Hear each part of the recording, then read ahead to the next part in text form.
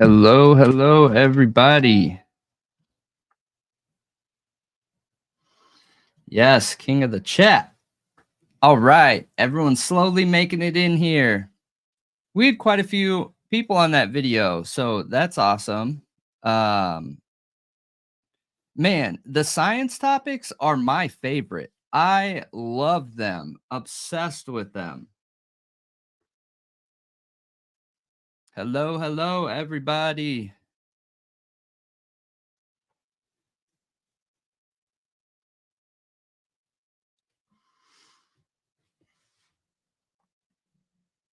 We see, oh, yeah, free phones for everybody. Yeah.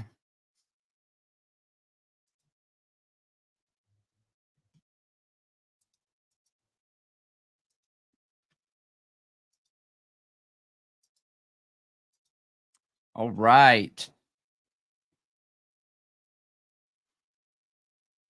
Yes, everyone made it on over.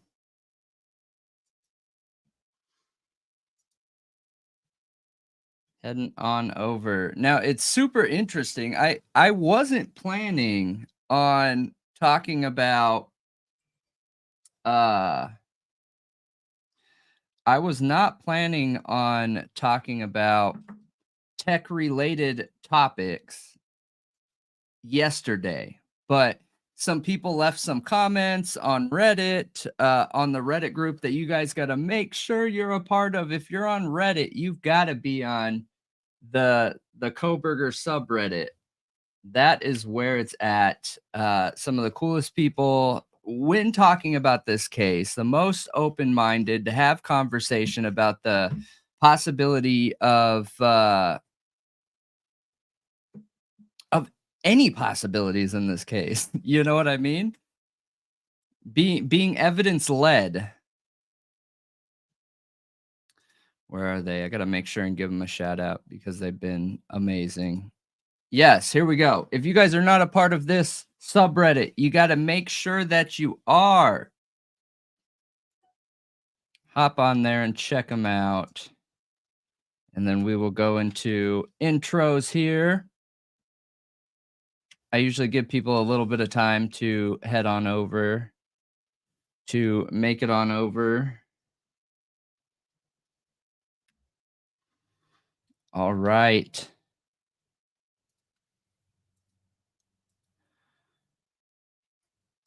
Welcome, everybody, to the True Crime Talk Show, brought to you by Thought Riot Podcast.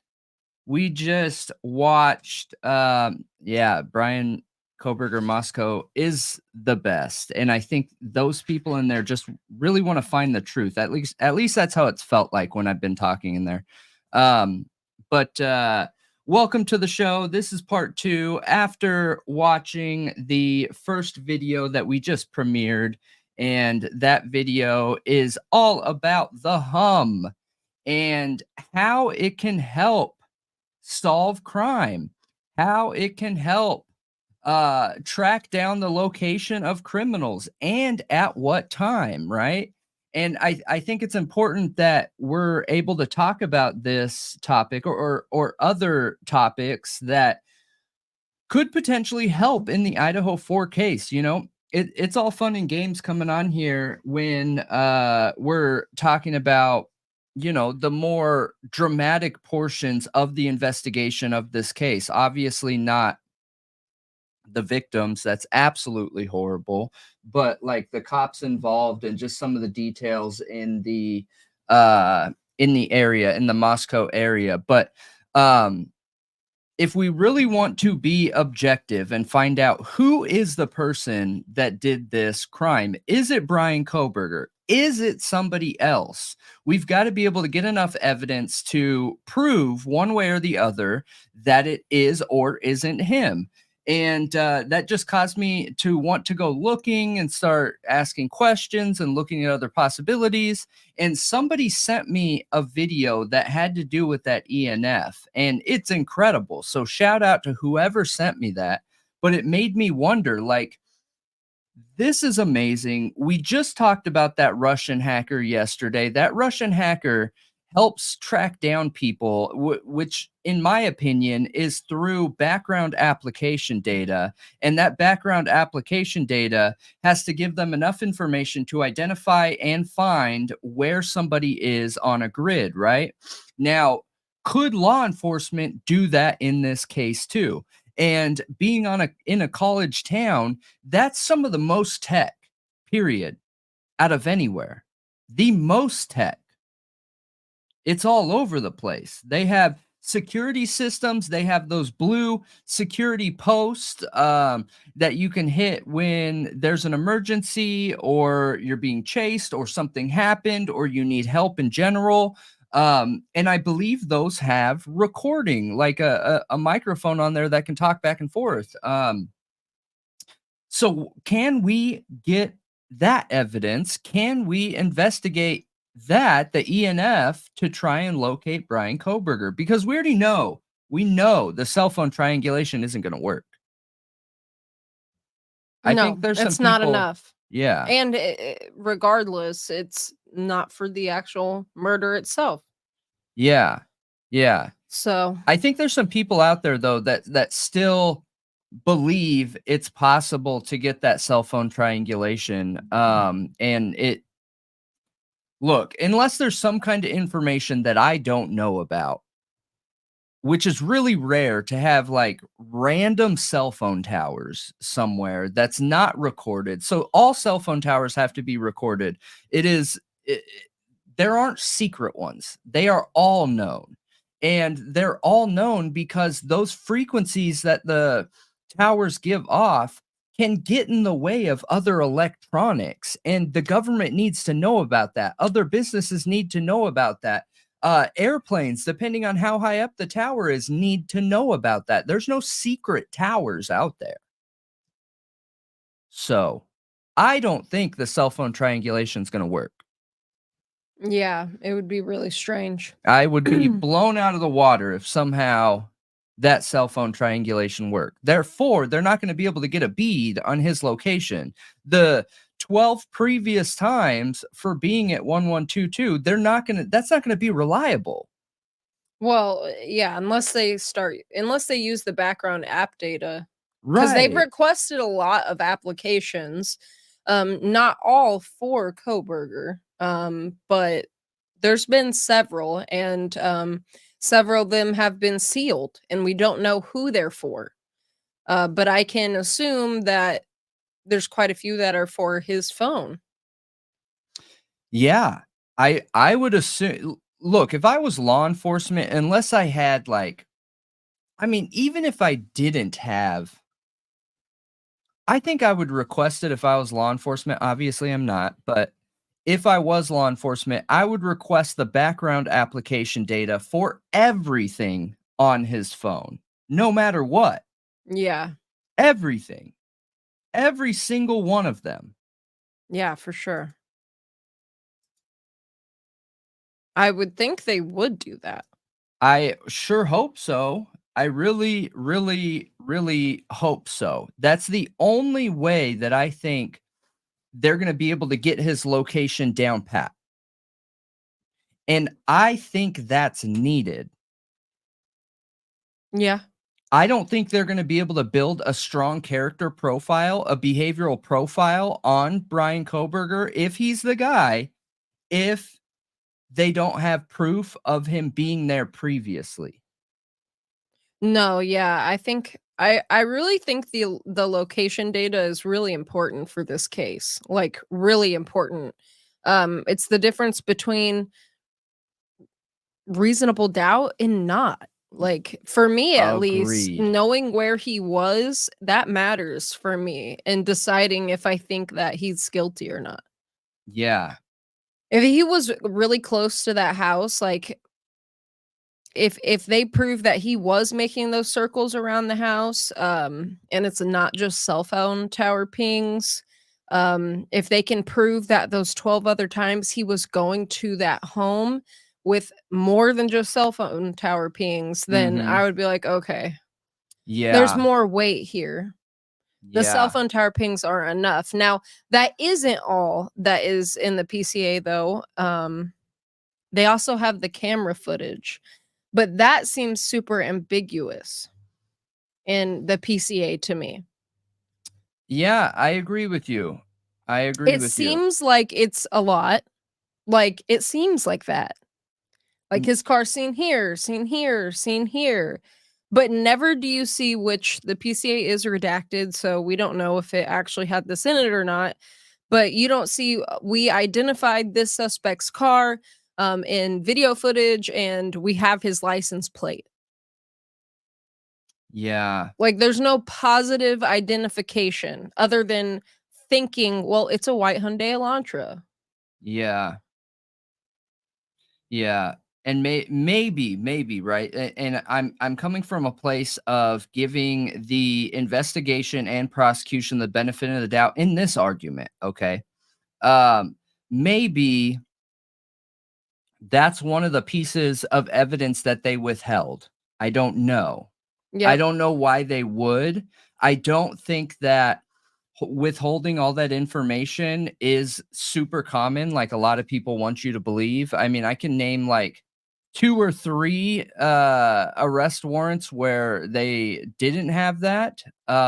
So I don't know. I guess it just depends on who is the leading department, you know, that's investigating them. If it's local law enforcement, maybe they just don't have the same types of resources to create a thorough, long arrest warrant, similar to what the feds would have, who probably have a whole floor of people that do that, you know? Well, But I mean, it was long. It was a long I PCA. mean, there's much longer arrest warrants. Yeah, but that doesn't mean they all are. There's some very compelling ones that are short and sweet. Well, yeah. If they have the right evidence. Right, Yeah. right. Absolutely, absolutely. But I think that's what goes back to the fact that there's not good evidence. Yeah. So, You know, Drip drops a video today. I don't know if you guys caught it. He did a premiere today. And I have to say I agree with him saying the PCA was mainly word salad. And I've heard people say that a lot. And it it kind of is. Like, there's some parts of it that I think could hold weight if we get more supporting evidence in court. But yeah, it is kind of word salad. yeah, I mean, that's what we were talking about last night in the chat during the premiere was the fact that so many uncertain words are being used. And as a Yep. salesperson, you can pick that stuff up, right? Because you can say something in a way that's going to sound like you know what you're talking about, but then put a word like probably, most likely, clearly, something like that in front of it to where you give yourself enough gray area for it to not be To make true. it fit what it ends up being at the end. Yeah, You know what I mean? yeah, Well, yeah, we weren't really sure, you see. We left it pretty general. Or yeah, like it's this, see, you know what I mean? Like yeah, if you I leave it do. very Just general, vague enough. later on you can make it fit to whatever you want it to fit to. Yeah, absolutely. I mean, it's a genius technique, you know, and Yeah. it's a great technique, but it it leaves a lot of room for questions, and it makes sense why so many people are on here questioning whether this is legitimate or not, you know? Yeah. But Yeah, and I think there's an argument for PCAs becoming more comprehensive than they currently are. You know, I was telling you guys, I think it was a couple streams ago, that the Defense Diaries had a lawyer on in Indiana, and Indiana is trying to push towards PCAs that are more inclusive of all evidence, like even exculpatory evidence, like Yeah. potentially, you know what I mean? Something that doesn't look good towards the case.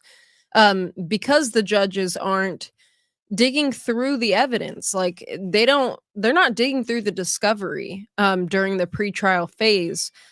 So the PCA really is like what they know, unless something comes up like this IgG situation in the Koberger case, where the judge has to dig deeper into that specific piece of evidence. Yeah.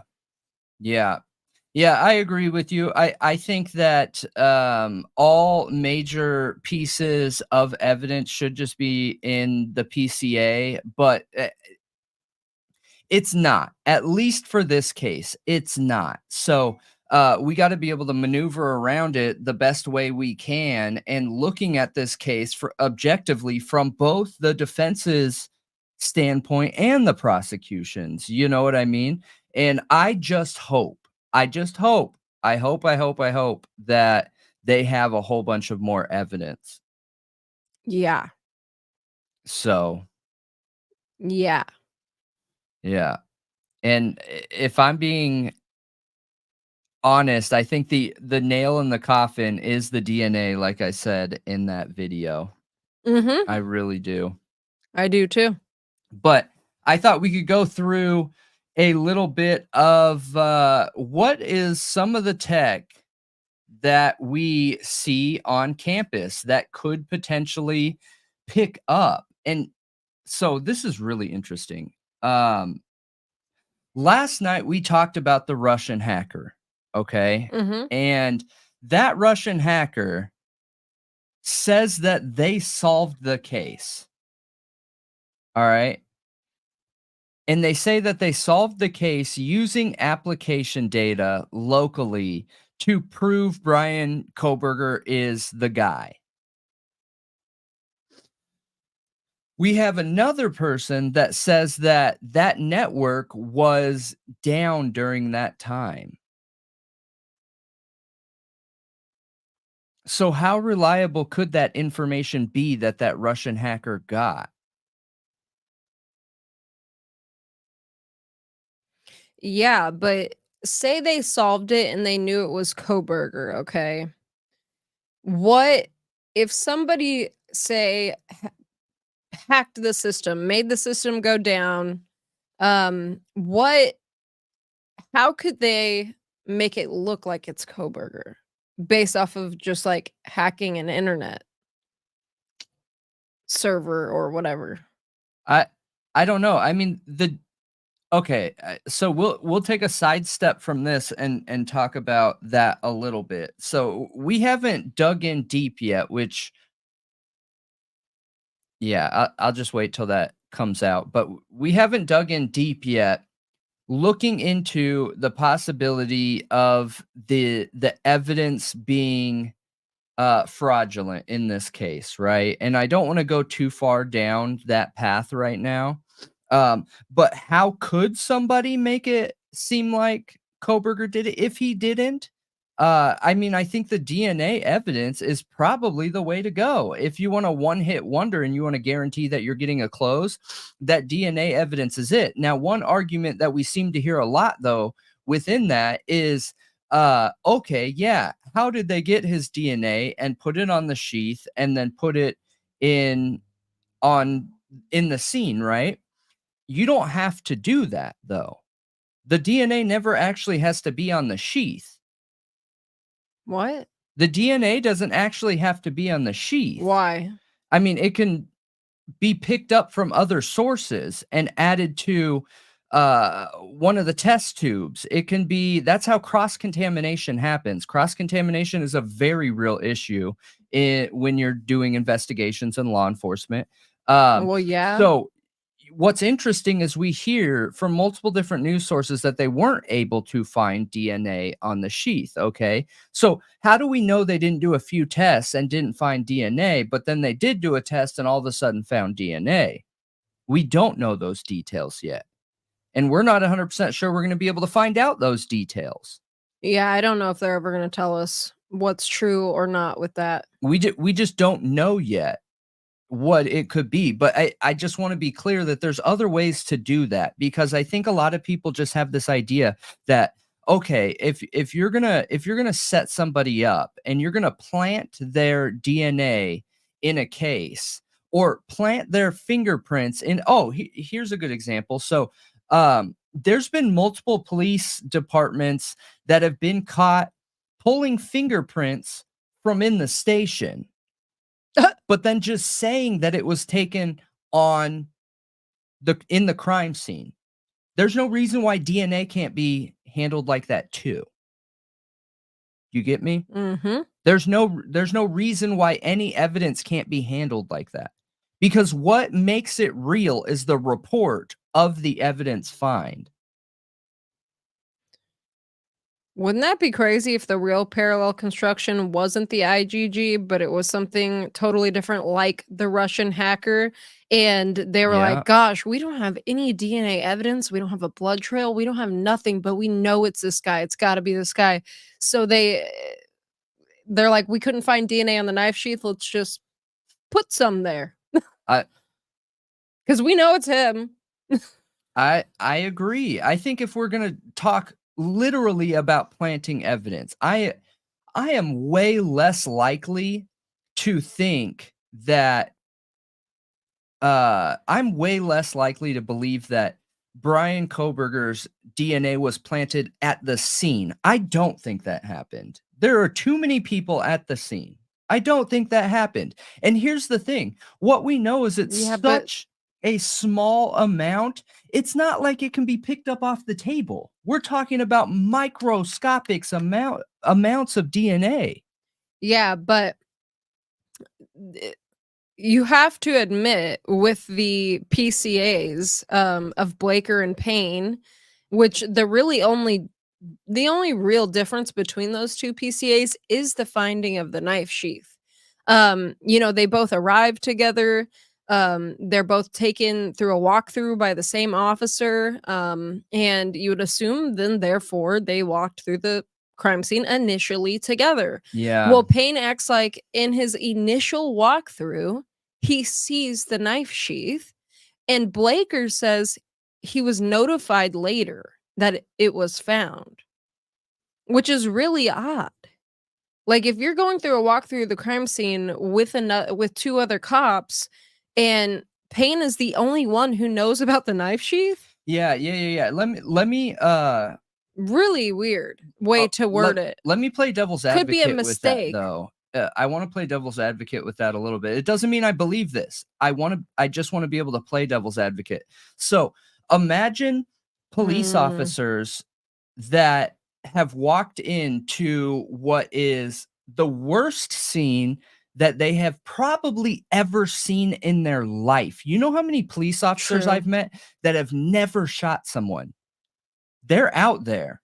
There are a lot of cops out there that have never taken somebody's life. You're right. And then to walk into a scene that if even half of what we're hearing happened to these victims is real, I can't imagine the trauma unless these guys have seen crime scenes like that. What's interesting, though, but they're all ex-military, so I want to know. You said that. Yep. I want to know if they've been to war then, because then that doesn't matter at all. I was just going to argue my own point with that, but exactly. I don't know. These are just think tank ideas to try and understand how somebody in their right mind could miss something so obvious.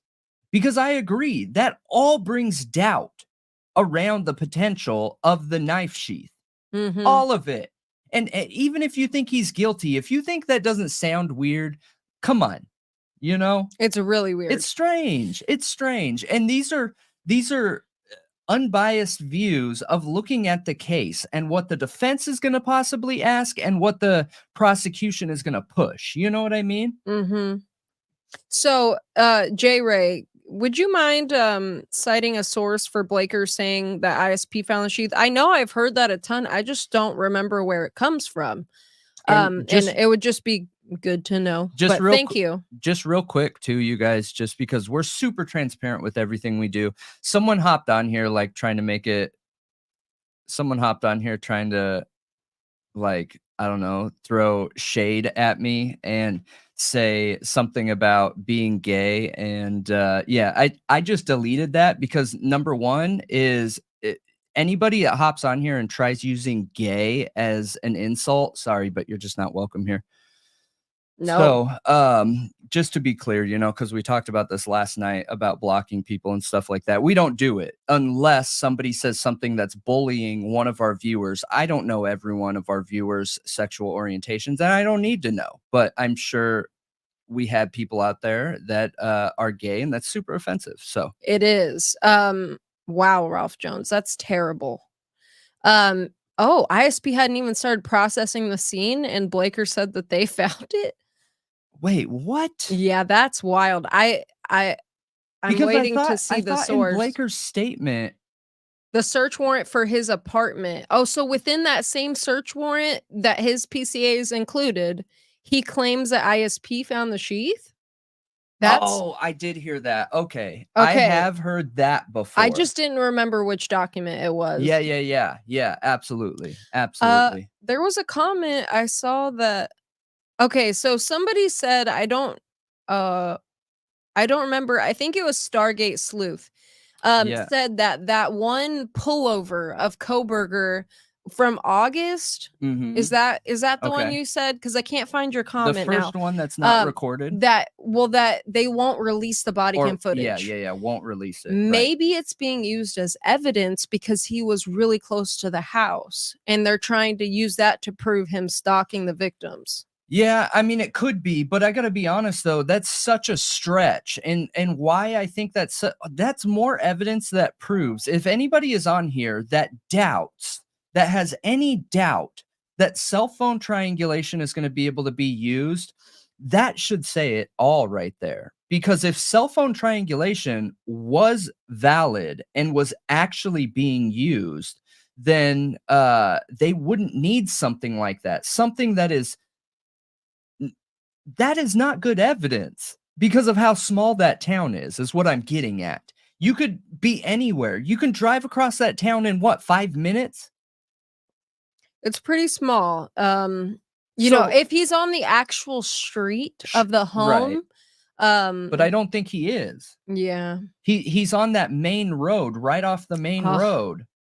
Well, you're talking about the body cam footage we actually have, though. No. So there is, I don't remember what content creator did this, but one of the content creators was talking about it specifically and went to where it was on Google Maps and showed where they believed he got pulled over, but they didn't show any images from the actual pullover itself.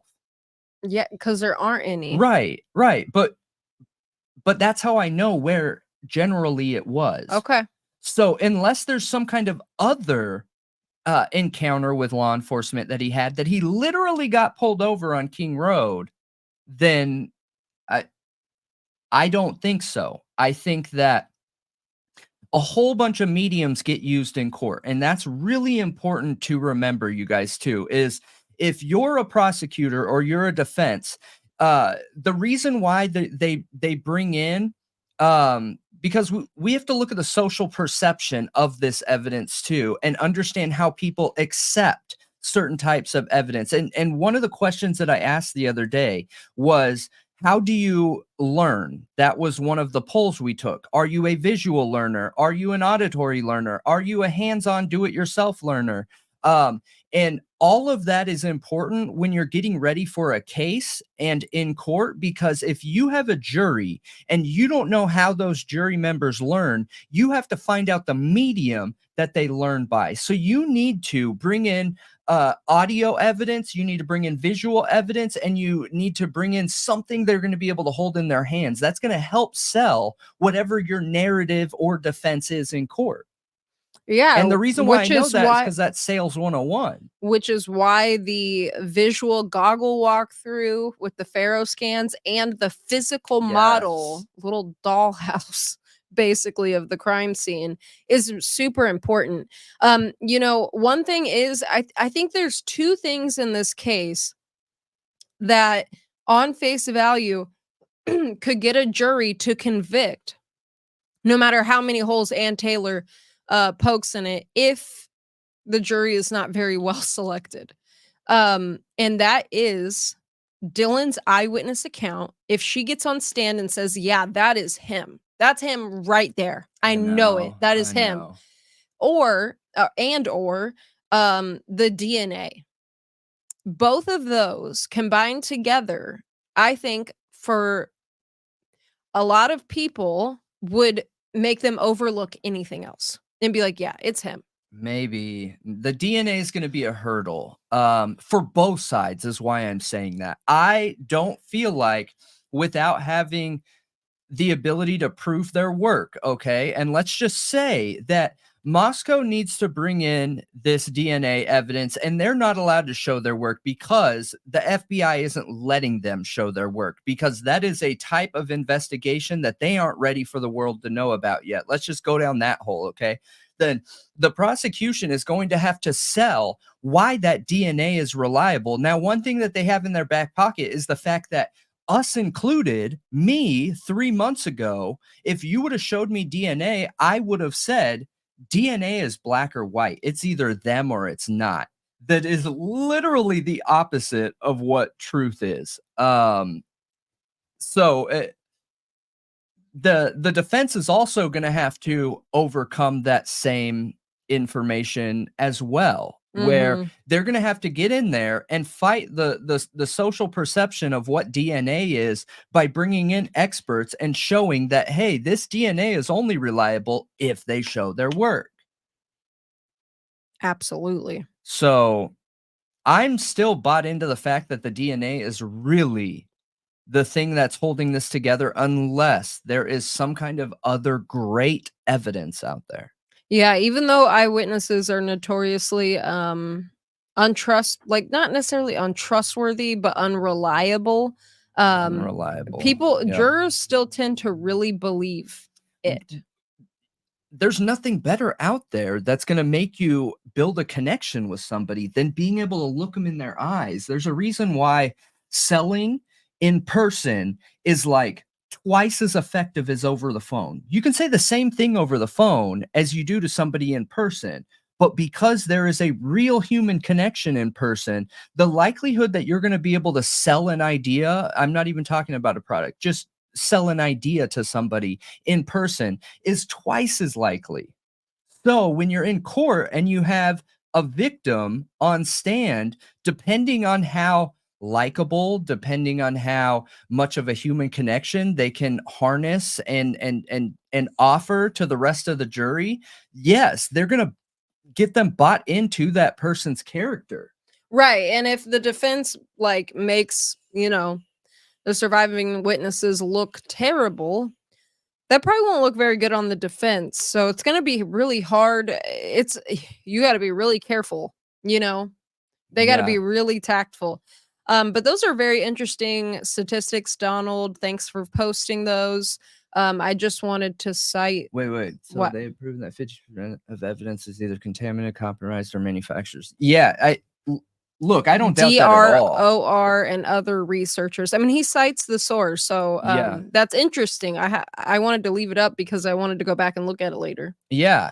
That is super interesting, and I don't doubt it. And I'm hoping that we're getting to a place in the world, not the world, in our country, where our law enforcement officers are more likely to be believed, because I'm pro law enforcement, you guys. Absolutely 100% back our law enforcement, think they're a good thing.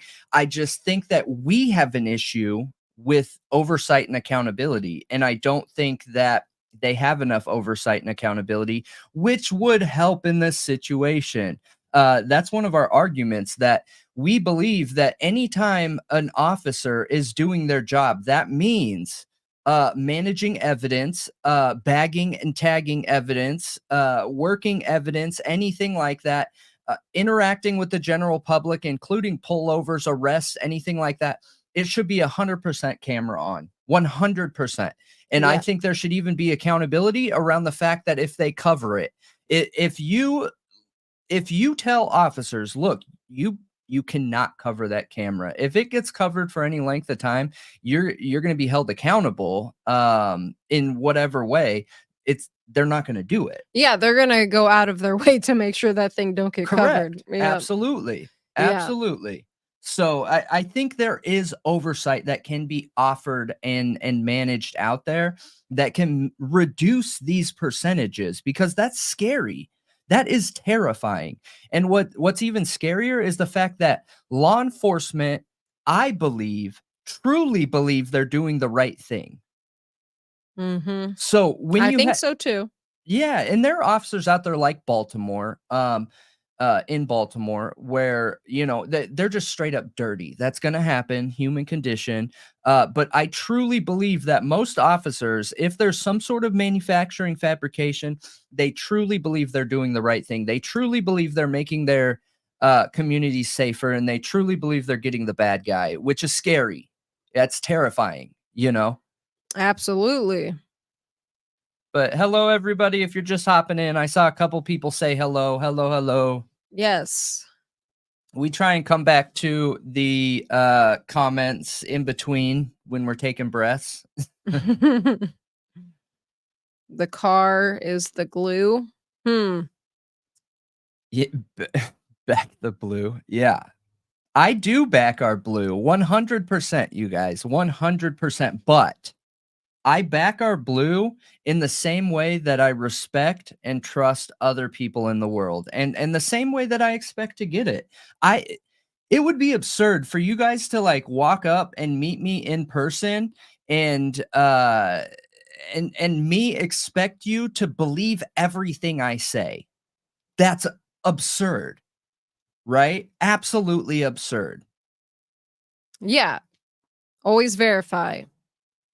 Yeah. Trust but verify, right? Take it at face value and then verify the information's correct. So, okay, I want to look into some of the college technology, because we just talked about the possibility of the hum, and I've been forgetting to use full size screen. Sorry about that, guys. But my argument within the hum is the fact that there is so much technology on these college campuses, so much technology that it's absurd that we don't have more evidence. So I hope that they have a whole bunch more evidence, real evidence. I know some people were talking about the 52 terabyte or 51 terabytes or whatever, but I think it's pretty clear that that 51 terabytes is the entire case, not everything that has to do with Koberger, but the entire case. All of the digital evidence. All of it. Literally everything of everybody, including and like here's an example of that, including the interrogations and conversations of people that went in there and said, I don't know anything about any of this. I was just partying down the road. I don't know. Yeah. You know what I mean? Those are Yeah. going to be included too. All Absolutely. of it. Literally. Hey, AR Hayes. AR coming in hot again. Welcome. All right, so let's check it out here. So we got 9 amazing tech innovations advancing campus security.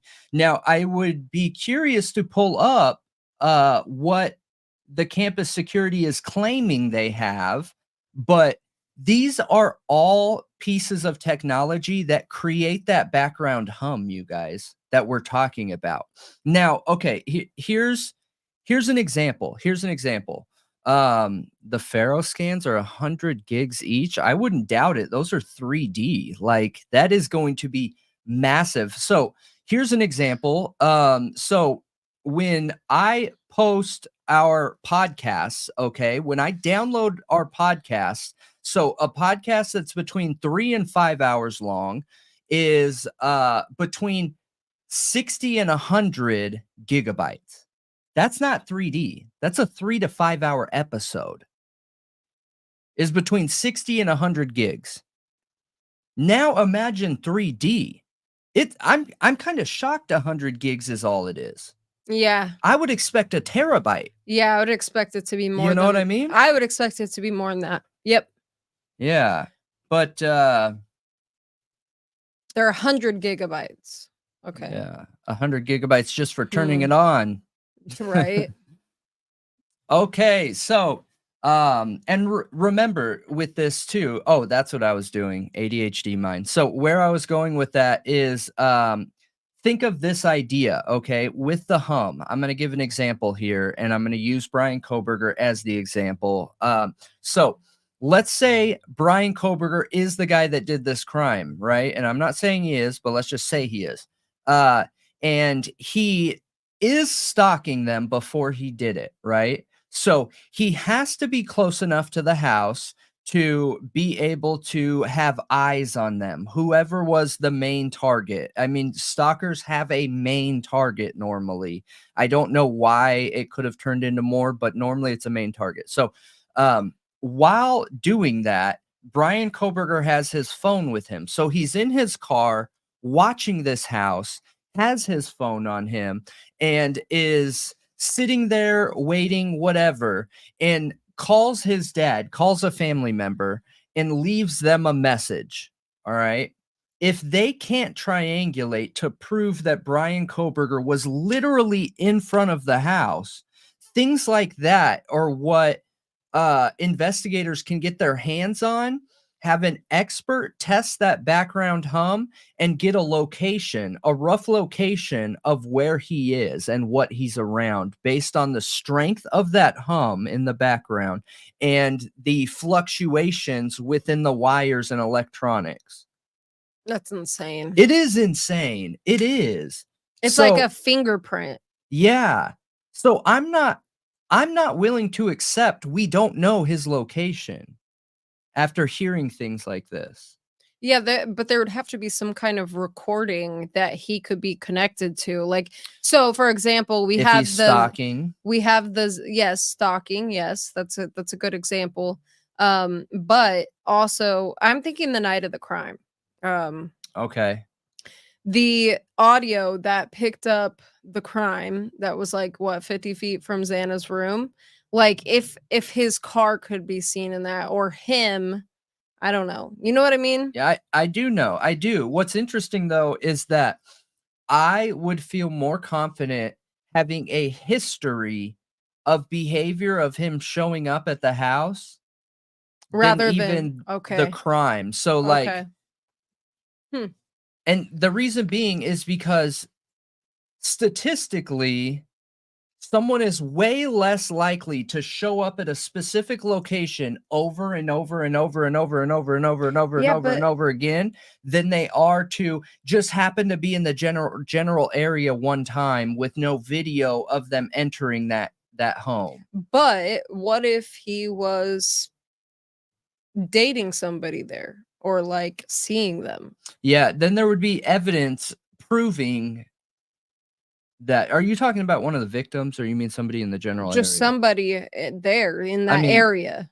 Yeah, but we would then have evidence proving that, you know? Well, maybe.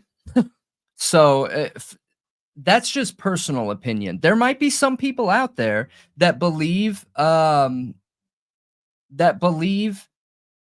having evidence that he's on the scene would be better. You know what I mean? Mm-hmm. There are going to be people out there that will believe that they're more likely to believe he's the guy if they can prove there's evidence on scene. So, okay.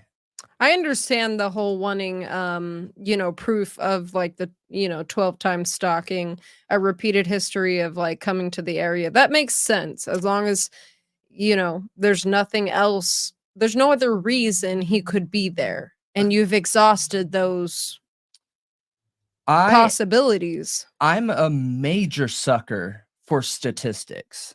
Like, major sucker for statistics. I think statistics are one of the most reliable things out there. And the reason being is because we are uh habitually repetitive against our nature even. Like there are people out there that don't want to be habit forming people and we can't help it. It is who we are. It's built into us as humans that we don't like change, all of us. Yeah.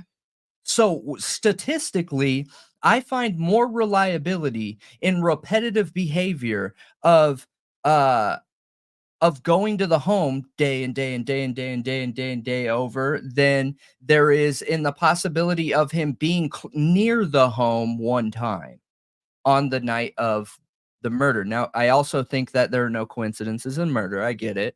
But I just would have more faith in the proven track record than I would of that. You know what Hmm. I mean? Yeah. Statistics, I'm telling you, I love statistics. And Love them. statistics are what really like sold me on the smiley face killers. Oh, The statistics yes. in that are inconceivable for it to be random. Like it just can't be. It couldn't be anything else. Yeah, I agree. Like It there makes has to be no something. sense. There has to be something going on. I Like agree with you. Something. I agree with you. So, one thing I meant to bring up on stream last night is those of you that have been with us for a while, you'll remember this, but anybody that's new here, there was a while ago, probably 2.5 months ago, where we did some stories, all right? Really weird story. And I was approached in person by somebody I didn't know, literally in person, in real life. I was just at a store buying normal store things at a grocery store, and somebody approached me. It was gummy bears. Yeah, it was. And somebody, well, I mean, it was fruit snacks, but close enough. And somebody approached me and threatened me. Why are you getting your gummy bears? They did. Somebody threatened me while I was getting my fruit snacks, all right? So somebody approached me and threatened me. Now, one thing that I just recently made a connection about with this case, and it was related to our content. It was related to our content. So apparently there's been a whole bunch of threats towards people that have talked about the surviving roommates. So it made me wonder, wait, was that what it is? Because I could never put my finger on which video it was. Because for those of you that are new, we put out 2 videos a day. All right. We put out a breaking news and we put out a case study or story. So I have no idea what story it could be. In 1 week, we put out like 15 videos. You know what I mean? A week at least. Not including our live streams. So we're closer to 20 videos a week that we put out. So I had no clue what video they're talking about, but it made me think like, did we talk about one of the victims, the surviving victims? I'm going to have to go back and check. Yeah. Yeah, they literally got me in person. I was blown away, you guys. And you want to know something even funnier is They want plumbing wants to know what they said to you. I will. He's on the edge of his seat. I'll make a video giving the rundown, okay? I'll make a video giving the rundown, but I'll give you a quick rundown. Basically what happened is there has to be a little bit of pre-story here. So when you grow up in Southern California, especially LA, like you walk around with blinders on because there's so many people around you all the time. It's so heavily populated, and it's just a certain general consensus that nobody cares about anybody else and what they're doing in that area, not in a crappy way, but just like in general, right? So when you're walking down the street, there could be a whole bunch of people there, and I'm not going to be able to tell you what people are wearing, what they're doing, what they're saying, any of that stuff. I'm worried about my own business, in my own world, in my own bubble, not paying attention to people. So in Chicago, it's not necessarily like that, but it's a little bit like that.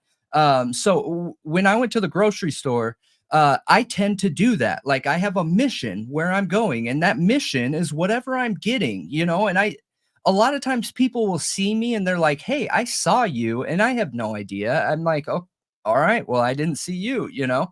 Um, and so I was there getting my fruit snacks because I have to eat at least like 3 to 10 fruit snacks a day, like bags of fruit snacks a day. And I take that very seriously. So I was like very invested in my fruit snacks and, you know, having like a personal debate in my head of which ones I felt like I really needed this week. And should I go with, you know, gummy dinosaurs or uh jelly fruit filled fruit snack? Like it's very serious stuff is what I'm trying to say. So I'm there working on getting my fruit snacks, and this guy walks up to me out of nowhere, okay? And definitely not code. I'm legitimately care about my fruit snacks that much. So, I'm there in front of the fruit snacks, right? This aisle, and this guy walks up to me and he says, "Hey, so which ones would you get?" You know, and it was super awkward, and there were quite a few people in there, and it was very clear. Like I checked the aisles when he talked to me, and I was like, "There's so many people on this aisle. Like, why did this dude choose to talk to me?" Just come up, stand next to you, Yeah, and start talking to you. yes, and not even shopping. Okay, he had no shopping cart. He had he had nothing in his hands. He had nothing on him. Okay, and but I had my cart and I was, like I said, getting into the fruit snack game. And he struck up a conversation and said, "Hey, which ones would you choose?" And I started telling him, and I'm going to save some of this for the video, you guys. I got to leave people on the edge of their seat. But he said, so we got to talking, and he said, you know, you must have a really good looking girl and said something family related, okay? And it was like verifiable information of what he was saying. And I didn't put it together because again, in my own world, right? And then he says, "Hey, do you remember this one type of fruit snack?" And he used a word, okay? He used a specific term that I didn't put together. And I was like, No, I don't know, but I got to get out of here." And I left. And then later I was checking out and I was again in my own world, you know, and I was thinking, what's he talking about? And it didn't dawn on me till like way later. Okay. I was like, what was he talking about? And I'm just trying to figure out, why did he approach me? How did he know about like certain numbers of family members I have and stuff like that? And then I looked it up. I was like, are there even any fruit snacks with this? And I looked up like slogan he said and word he said, and it is a threat. It's literally a threat of what he was saying, but I didn't put it together because he was trying to say that, you know, it's the name of some company or something like that. And Yeah, and it was just wild. It was crazy that, and because I'm so focused on what I'm doing, I didn't put it together, and it drove me crazy. I well, was yeah, like, because you told how me could I not know that? you Pick it told up. you told me about it, and I was like, that's not a real thing. That doesn't exist. So I started looking it up, and then I found out that that specific term means something. Yeah, it means there were two things said, and those things were that to basically live your life carefully, and you know, you only have one life essentially. And there's never been any company that's been named that. I started going way down the rabbit hole and everything like that. And I was like, dang, how did I not pick that up? How did I not notice that? I was, fruit snacks are a serious game. Yeah. Anyways, Are dino fruit snacks any good? absolutely. Those are some of the best. The waxy ones. Ew. I like the waxy ones. They're great. That's nasty. But yeah, okay, so let's go into, and I've put out a couple of responses to that. If this person who talked to me in the store ever saw this, reach out to me again, because here's the thing, I don't know what you were talking about. How can I know not to whatever if I don't know what you're talking about? You know what I mean? Mhm. So by all means, reach out to me again. Like, I was jealous you got the dinos. Maybe, could be. Um, AR needs to get a snack after talking about fruit snacks. yeah, but it was crazy, dude, in person. And the more I thought about it, the more I realized, like, that dude was not shopping. He walked straight up to me with all these other people around, struck up a conversation with me, knew personal information about me, and then used this term that is a threatening, aggressive term. You know what I mean? Because threatening someone's illegal. And the last thing somebody wants to do is like have a file, a police report or something like that. So I didn't put it together till later. I was like, oh my gosh, how did I not pick that up, man? But I just didn't know what they were referring to. I had no idea. None. What video? Okay, so going back to the technology. Here we go. 9 amazing tech innovations advancing campus security. Indoor positioning system. So IPS technology helps locate people inside a building using signals from Bluetooth devices. Okay? We Wow. talked about this. Interesting. This is part of the geolocation systems. Oh, we have Occult Rejects in here. Occult Rejects does awesome content. And I love it. I love it. You guys got to check him out. Love it, love it. Put your @ in here, Occult Rejects. If you like learning about that stuff, like history, occult topics, and like how they can be in today's world and what some of those things mean, you should definitely check them out. Their content's really good. Interesting. Yes. Actually, I'll leave it up on the screen there. You know, when that happened to me, how long did I go before I talked about it? I went a long time. I went like a month before I talked about it because I wanted to see if somebody was going to reapproach me. But I'm the type of person where I'll talk to anybody. It doesn't matter. Like, I don't care if you're a criminal. I don't care if you're a serial person. Like, I'll have a conversation, you know what I mean? Yeah. But I just didn't know what they were talking about. It was really, really odd. Okay, so the indoor positioning system. So the IPS technology helps locate people inside a building using signals from Bluetooth devices. It can pinpoint people and important objects such as an AED if somebody is having a heart attack in real time without verbal communication. The technology can give dispatchers a detailed blueprint of the facility, making a distress call. Emergency personnel can see a 360-degree view of each room and easily locate doors and windows to gain entry. That's super interesting. Now, this doesn't have anything to do with the case, but I would assume that if they have IPS, indoor positioning systems, I wonder how long it's going to be before we're seeing the external positioning systems where at all times there's going to be like a 3D model that can be used to locate and identify things in real time. for our emergency personnel, for people that are trying to find a certain individual. Like, how long before these sensors are going to be up in cities like college towns that are going to be able to give us information like that, you know? Yeah.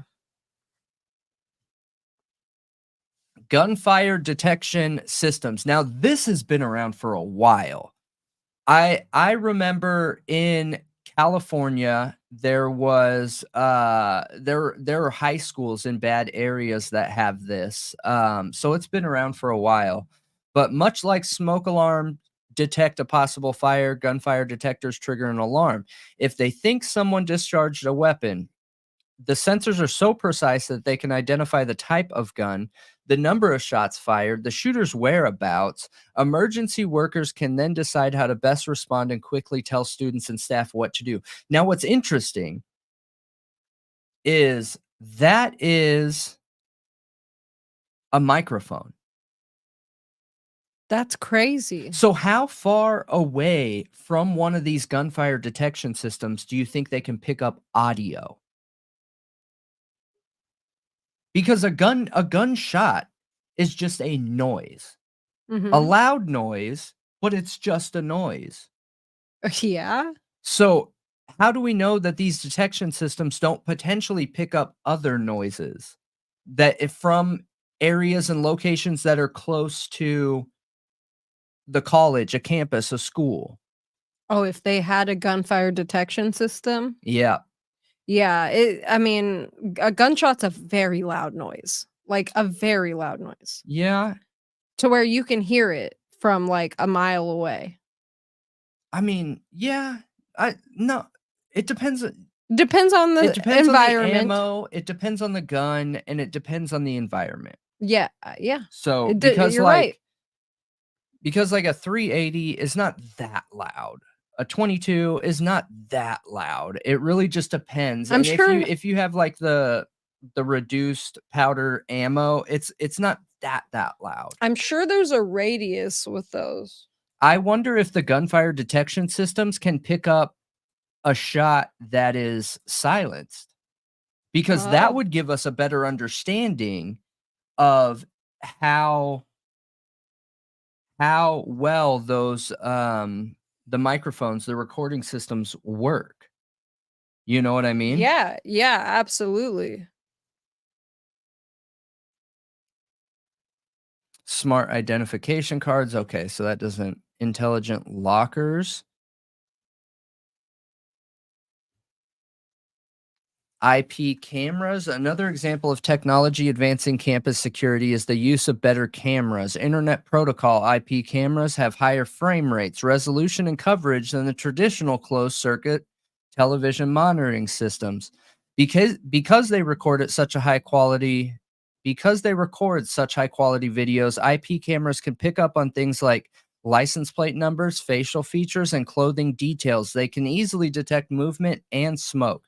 The cameras can also tilt to cover a greater range, as well as set off alarms and track people as they walk.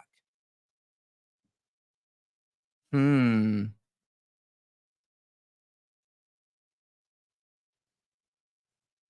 How does this work? The visitor management software. Is that just cameras? Visitor management software takes the classic paper sign in a step further, documenting everyone on campus and letting them in. Yeah, okay. So it's almost like a ring camera before you enter buildings. What does that have to do with the whole hum thing, though? Uh Part of the reason why the hum would be so successful is depending on how much. So the more electronics you have around you, the more likely you are to be successful identifying the location of that hum. Okay. So it's important. It's important. And I don't think people understand how much technology is in these colleges. So when you have a situation where you have a suspect and a major crime happened around a college campus, um, the fact that there's not much evidence is strange. it's strange. And I can only think of two options. Either there was something that was done to ensure there's not much evidence, or uh luck of the draw and they were updating their system. I don't know. You Yeah. know what I mean? Yeah, I'll have to look into the gun detection system a little bit more because eh, I feel like all of the information on it is very, very official. You know what I mean? It's all coming Mhm. from very official sources. Like there are no articles breaking it down in layman's terms or anything like that that I can find so far. But Okay. Well, it's worth looking into because here's the thing. Depending on how well those work, I would then want to try and find out where the nearest recorder is to the house. You know what I mean? mhm. Because you would think that a software and microphone that lives depended on is probably a very high quality microphone, right? So I would think that it would be able to pick up noises much further away, right? Yeah, but don't you think it's I don't know if it's just recording everything though. I think that it's probably like when a gun is fired, it's a certain frequency that triggers the system. Not all guns are the same though. They aren't. The sound of a gun varies so much. The difference between a rifle, a shotgun, a handgun, a big handgun versus a smaller handgun, like there are a lot of handguns out there that you can't tell the difference of between a firework like an M80 and a handgun unless you know specifically what you're listening to, like how the sound reverberates uh from certain areas. A lot of time there's like an echoey sound with when you shoot a gun because the bullets it's going one direction. So a lot of times when you have a firework, that sound disperses like outward in equally in all directions, and a gun doesn't do that a lot of times. So, but to somebody that doesn't know what they're listening to, it would sound very similar in, I guess, loudness, you know? Yeah. So Hmm. that's why I think that a gun detection system, there's a lot more to it than that. And there were a couple people in the chat, I think it was UCH, but whatever technology we think they have, they have way more, dude. Yeah. We're thinking too small with a lot of this. Doesn't mean they can use it in court though. No, but when you have a PCA like this, if you think so, I do think there's enough evidence in this PCA to authorize a search warrant into anything that they want. Anything. They would get anything, clearly. If this was being redone, right, and they were still gathering, doing all that, which I hope they still are, but, um, no, they couldn't just go pull this data, but in this specific situation, they absolutely would get the warrant approved to pull all of that information. All of it. Hmm. So it just continually takes me back to the fact that, okay, we can't use triangulation. Fine. What can we use? Are there on campus recording systems that are precise enough that they can hear, 500 yards away or whatever the heck it is? Are there um, license plate cameras? Are there external video cameras on the school that are high quality? There are cameras out there that can take a sound like a great quality picture from like a half a mile away. And these are cameras that are on schools and stuff like that. I know. So my high school, I went to school in California, and schools in California are all open. There are no indoor walkways like there is in Chicago. In Chicago, you deal with snow, you deal with all this stuff. Most of the schools are inside. In Southern California, they're outside. They are big campuses, almost like a college. Um, and you have to walk from building to building to building. So if I had to guess like how big my high school was probably like at least a mile, all the way around. And that includes the parking lots. And then the gym was up at like the very top high side of the school. And there was a camera on the very top of that gym. And that camera looked all the way down to the parking lots that were, let me think, how many football fields go in between it? Probably 5 football fields from where the school parking was to the top of that gymnasium. And they could see license plate numbers That's pretty from wild. 5 football fields away and 10 years ago. Wow. That's crazy. Right. So it just continually takes me back to, why do we not have other evidence? Are these investigators and police thinking outside of the box enough? Hmm.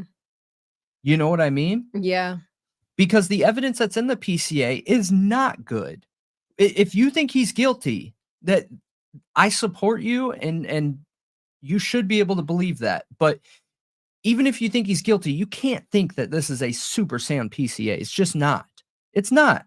Compare it to Gilgo. Compare it to almost any other case. It's not great. What they have is DNA, and everything else is subjective. Yeah. So evidence has to come from somewhere else, in my opinion. Yeah, I mean, I've heard some attorneys, say their opinion is it's a super solid PCA.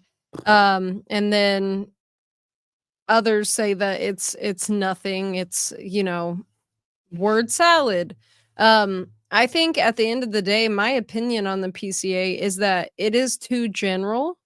And I think that they should have, I don't know, it is redacted. That's the thing though, is that some Only of a it's page. only a I page. think only a page, right, you guys? Or am I wrong? What was on that page though? I don't know, but come on. What if they just blew it out of the water with that last page? No? I mean, You think that page included Bethany Funk's statement? no, I don't. For whatever reason, I don't think they had Bethany Funk's statement in the beginning. And this is a guess, you guys. Understand I'm stretching and saying this, but I don't think they had Bethany Funk's statement because when Fry first came out, Fry said that these are not witnesses, okay? So clearly they didn't have that yet. Now, I've heard people say, and this is a very good idea, okay? I want to be clear. This is a legitimate possibility, but people have said, I think the police said that they didn't have any eyewitnesses to protect them. Possibly, okay? Possibly. I think that's possible. But I think that is an approach we would see a very skilled and experienced police department take, and these guys aren't that. And that's not shots fired, okay? That is not shots fired. This is just a college campus police department that they claim has had 0 homicides in how many years was it? 4 or something like that? Like, there's not a lot of experience there, okay? Just based on Well, everything we because can see. suspicious deaths in the area were always ruled as unalivings. I agree. I know. So maybe they would have had more experience if they investigated a little more. Yeah. But yeah, I know that Well, I've seen a lot of PCAs that were just essentially a paragraph. I've seen a ton. But yes, go back to Marietta. I mean, not for a homicide. A crime of this magnitude, unless they know for a fact and have like, okay, for example, I'm covering the Ferenczi killing. They that PCA was super bare minimum, but it's because literally federal agents are the witnesses, and like there's no doubt about it. He came there. He Well, did that. Okay, that is very different because they have a statement, a firsthand account of an officer who shot somebody in a specific spot. That somebody went to a hospital and was picked up at the hospital and has an eyewitness of a police officer saying, A "Hey, federal agent. a federal agent, I shot this person in this area of their body." Like, come on. You know what I mean? There you don't need anything else. That is provable, traceable, trackable evidence, and this dude went to the hospital. You know what I mean? So, yes, Right. in that situation, you're right. But this is not that. This is isn't that. so, and shout out to Marietta. We appreciate you. Yes, thank you so much for gifting a membership, Marietta. We Yeah. really appreciate it. You're always in here giving, and that's awesome. We appreciate With that cute little dog profile I picture. know. But where was I going with this? It was really important what I was going to say. So we were talking about okay, I got it. So when we were doing research on the 113 pieces of physical evidence, because one, that is nothing, absolutely nothing, and that is a verifiable nothing too, you guys. So when I was doing the research, it was breaking down the average physical evidence gathered in a crime based on the type of crime, okay? And how it was split up is there was drug related crimes, there was theft related crimes, and then there were homicide related crimes. So within the homicide related crimes section, they were broken up into a homicide with the known victim, or not known suspect, meaning they went there and for whatever reason they knew who it was, okay, based on a picture, an eyewitness, whatever. They already knew who they were searching for, okay? And then they broke it down into homicides that has an unknown suspect and gave the average of evidence. And then it also broke it down into a multiple homicide with unknown suspects. Then it broke it down into multiple homicides with multiple suspects, okay? When I was researching that, you have the homicide with known suspects. I wish I had this report, but I believe it was one on average 100 to 150 pieces of physical evidence. That is for one homicide with a known suspect. Now, when you look at the homicide with an unknown suspect, the average was 300 and something. I think it was 320 to 350 on average physical pieces of evidence. Then when you have a multiple homicide with multiple suspects, it was 370 to like 4 something. What? You skipped one. Multiple homicide with one suspect. You said multiple suspects. The last one was multiple victims, multiple suspects. I think I only said 3, but either way, I sold my point, okay? So it doesn't matter if I skipped one. I sold the point here that it was an unknown suspect. This crime was an unknown suspect and a multiple homicide. So the fact that there's less on average physical evidence than a single homicide known suspect, like, that's shocking. That should never happen. Considering there's 4 victims. Never happen. And I'm even willing to say, okay, but like each of these crimes were in 2 separate rooms, okay? So let's cut what's expected in half, right? Because technically you have 2 crime scenes. Even though there's 2 people and 2 people, it's 2 crime scenes. So it's all one crime scene. Well, yeah, but you get what I'm saying. Yeah. So, and I think everyone watching does too. You get where the 2 people were ended here. 2 people were ended here. Okay. So yeah, but it's not 4 separate areas. It is 2 areas that this crime happened in, not 4. Yeah, but I think it's important that the whole house, including all the area between those 2 locations, also Yeah, but matter. it does in the argument of the case, but we aren't arguing the case. We're arguing the physical evidence surrounding the victims. I think it So, matters in the physical evidence as well.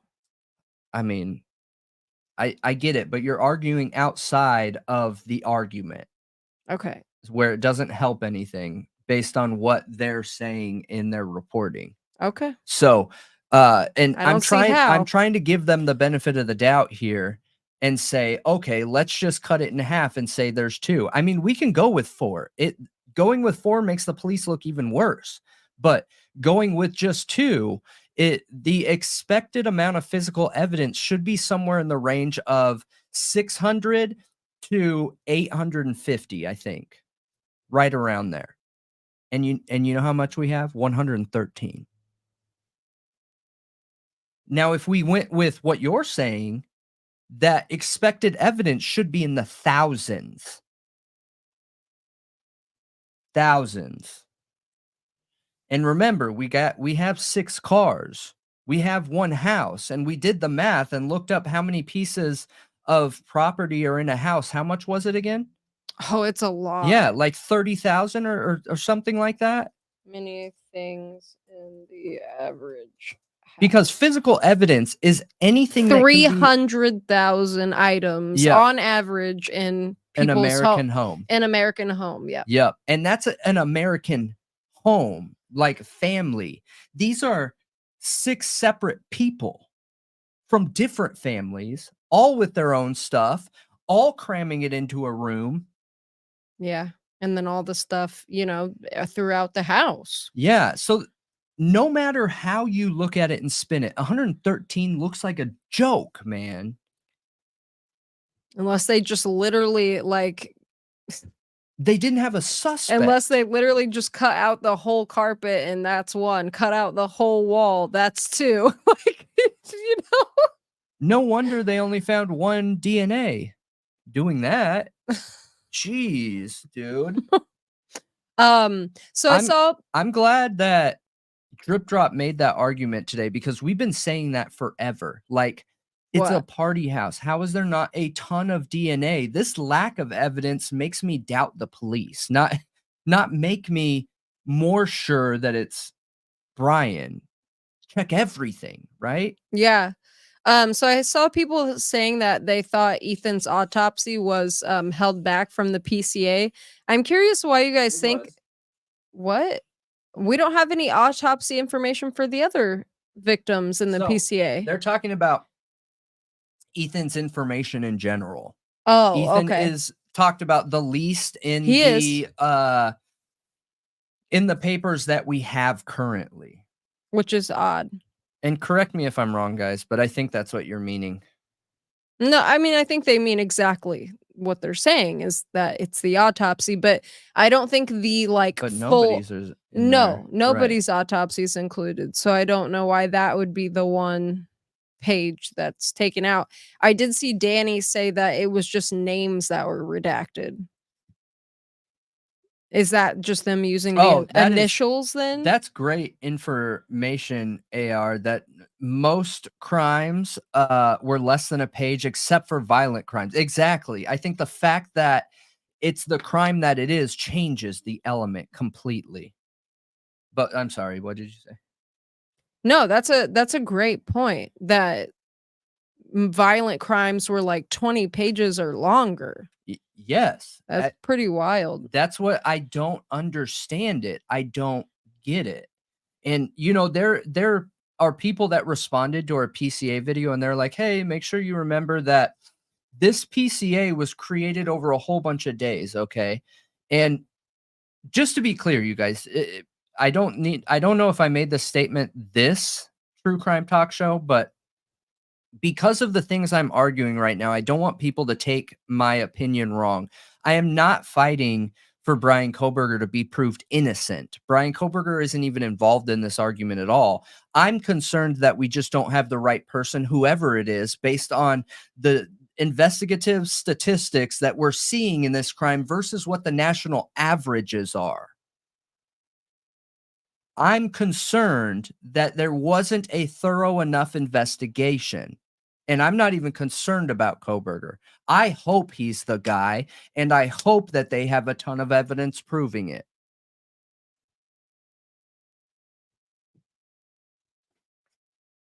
But I forget what I was just about to say. All right. But all this technology is super interesting, in my opinion. Oh, okay, CH. I see what you're saying. People were filling in what was redacted. The statement before and after was discussing Ethan, so people assumed that it was a report on his wounds. Interesting.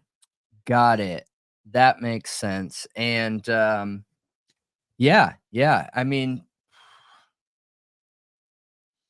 that's tough. That's rough. I mean, I hope that redacted page has tests into the autopsies too. That's one thing that I'm really hoping for, is that they have a sheath, right? So if I'm an officer, how would I verify that that sheath matches the weapon that was used?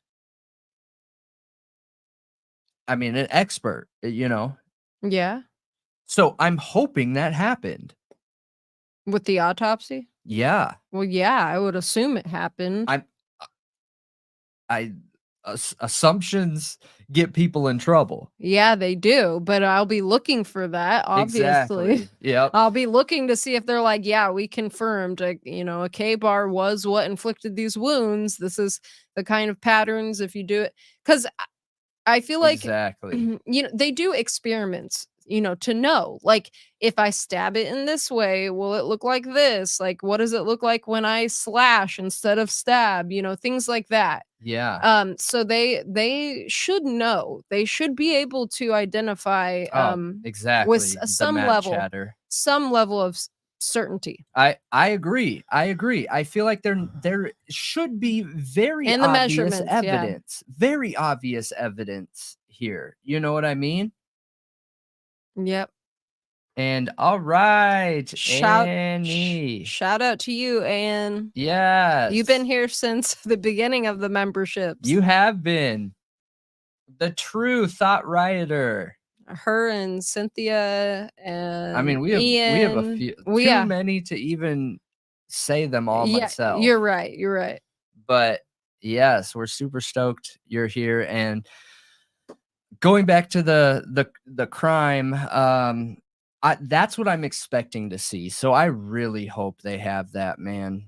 I really hope they have that. So I think I might have some evidence of the possible Ethan second autopsy that has nothing to do with the other Ethan Chapin, because curiously enough, Harsh put out a video talking about another Ethan Chapin who died like right after, I think it was right after Brian Koberger was arrested. Yeah. And there were rumors going around that, Ethan died in the hospital when he didn't. What? Because it was the other Ethan Chapin. It was the other one. I've never heard that. Are there rumors? You didn't watch the video then. Yeah. So you just didn't. have to go watch it. But have you heard that anywhere else? No, Because because I haven't heard that on like Reddit or anything like that. No, because it's clearly, when you look it up, you realize, oh, that is not Idaho 4 Ethan Chapin. I know. I'm talking about the community talking about it. You No. said that he put this video out because a whole bunch of people were talking about this other Ethan Chapin, and I'm saying I've never heard Yeah, that. but that's on what all the social media that we're on. Harsh makes a lot of his videos based off of what people email him and ask him. Okay, got it. So makes sense. So I can't say there was a bunch of rumors going around about that. Gotcha. But that's what he said in his video, I'm sure based off of his emails. Yeah. So We do the same thing. So I think that it got a little confused about the second autopsy, but I'm pretty sure the police put out some kind of statement somewhere. And now it's not like super clear, like, yes, he had an autopsy at this time, then a second one at this time. But there's something out there. I remember reading, it was only like a few days ago, that, yeah, it did seem like there was a second autopsy. Possibly. But it also could be something else that we're just not understanding. I mean, look, here's the thing though. Like a delay of some sort. I don't know. Statistically, I'm surprised that there aren't multiple second autopsies. I'm surprised that there aren't at least another person that was buried. And the reason being is trust but verify. What we talked about in the very beginning of this podcast, okay? How I expect our police to act, how I expect everybody in the world to be, including how people should treat me, is don't ever trust what somebody says, or trust but verify. So if I had a child and my child was ended in this way, I absolutely would trust what the police said at face value, but I would verify that information and get my own opinion. Yeah. So I'm surprised if there's not another autopsy. Okay. So there were some rumors. Okay. I'm surprised if there's not another autopsy. Really, I Mhm. am. Yeah, we like Harsh's videos. Yep. Mhm. But Yeah, December 15th. Okay. Yep. I knew that. what That's when Ethan's autopsy was completed in Spokane. was December 15th? Mhm. Okay. Okay. Yeah, that's interesting. And I just can't wait for some of this information to come out. I don't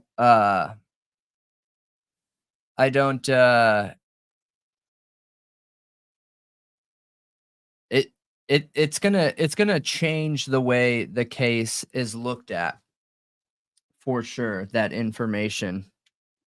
What information? The autopsy information. Oh. Because right now there's no confirmation it was a K-bar. There's assumptions based on the sheath, but there's no confirmation. And there are so many questions out there about the possibility of there being a secondary weapon, which, look, I think anybody has the right to ask anything, always. Would there even be a case if the wounds didn't match to the sheath? Like, if the wounds presented as an other weapon, I don't know. That would be wild. Yeah, I would be like, "Whoa." Like, I no. wouldn't know what to think. No. This is no. If This if is just a no. if they came out in court and they were like, "Yeah, based off our findings, what we believe the weapon to be was an axe, you know, an 8-inch axe or something like that." Then what is the sheath and the DNA still valid Right. at that point? Because what does it matter? It shouldn't. It shouldn't.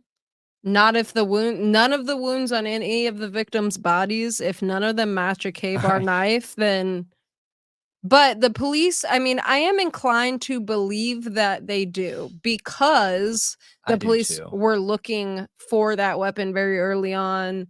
I don't Yeah. know. There's just like a lot of things, that I would assume it is that. I agree with you. That's the obvious assumption to make. And I'm not trying to argue that point that I think it could be something else. I'm just saying, you know how insane it would be if it wasn't the weapon. You know what I mean? I just don't know that they would have a case anymore. Agreed. Unless they argued he brought a K-bar as backup, I guess. Um, you know? Yeah, there's an argument out there that uh that that sheath had been in the house for weeks prior.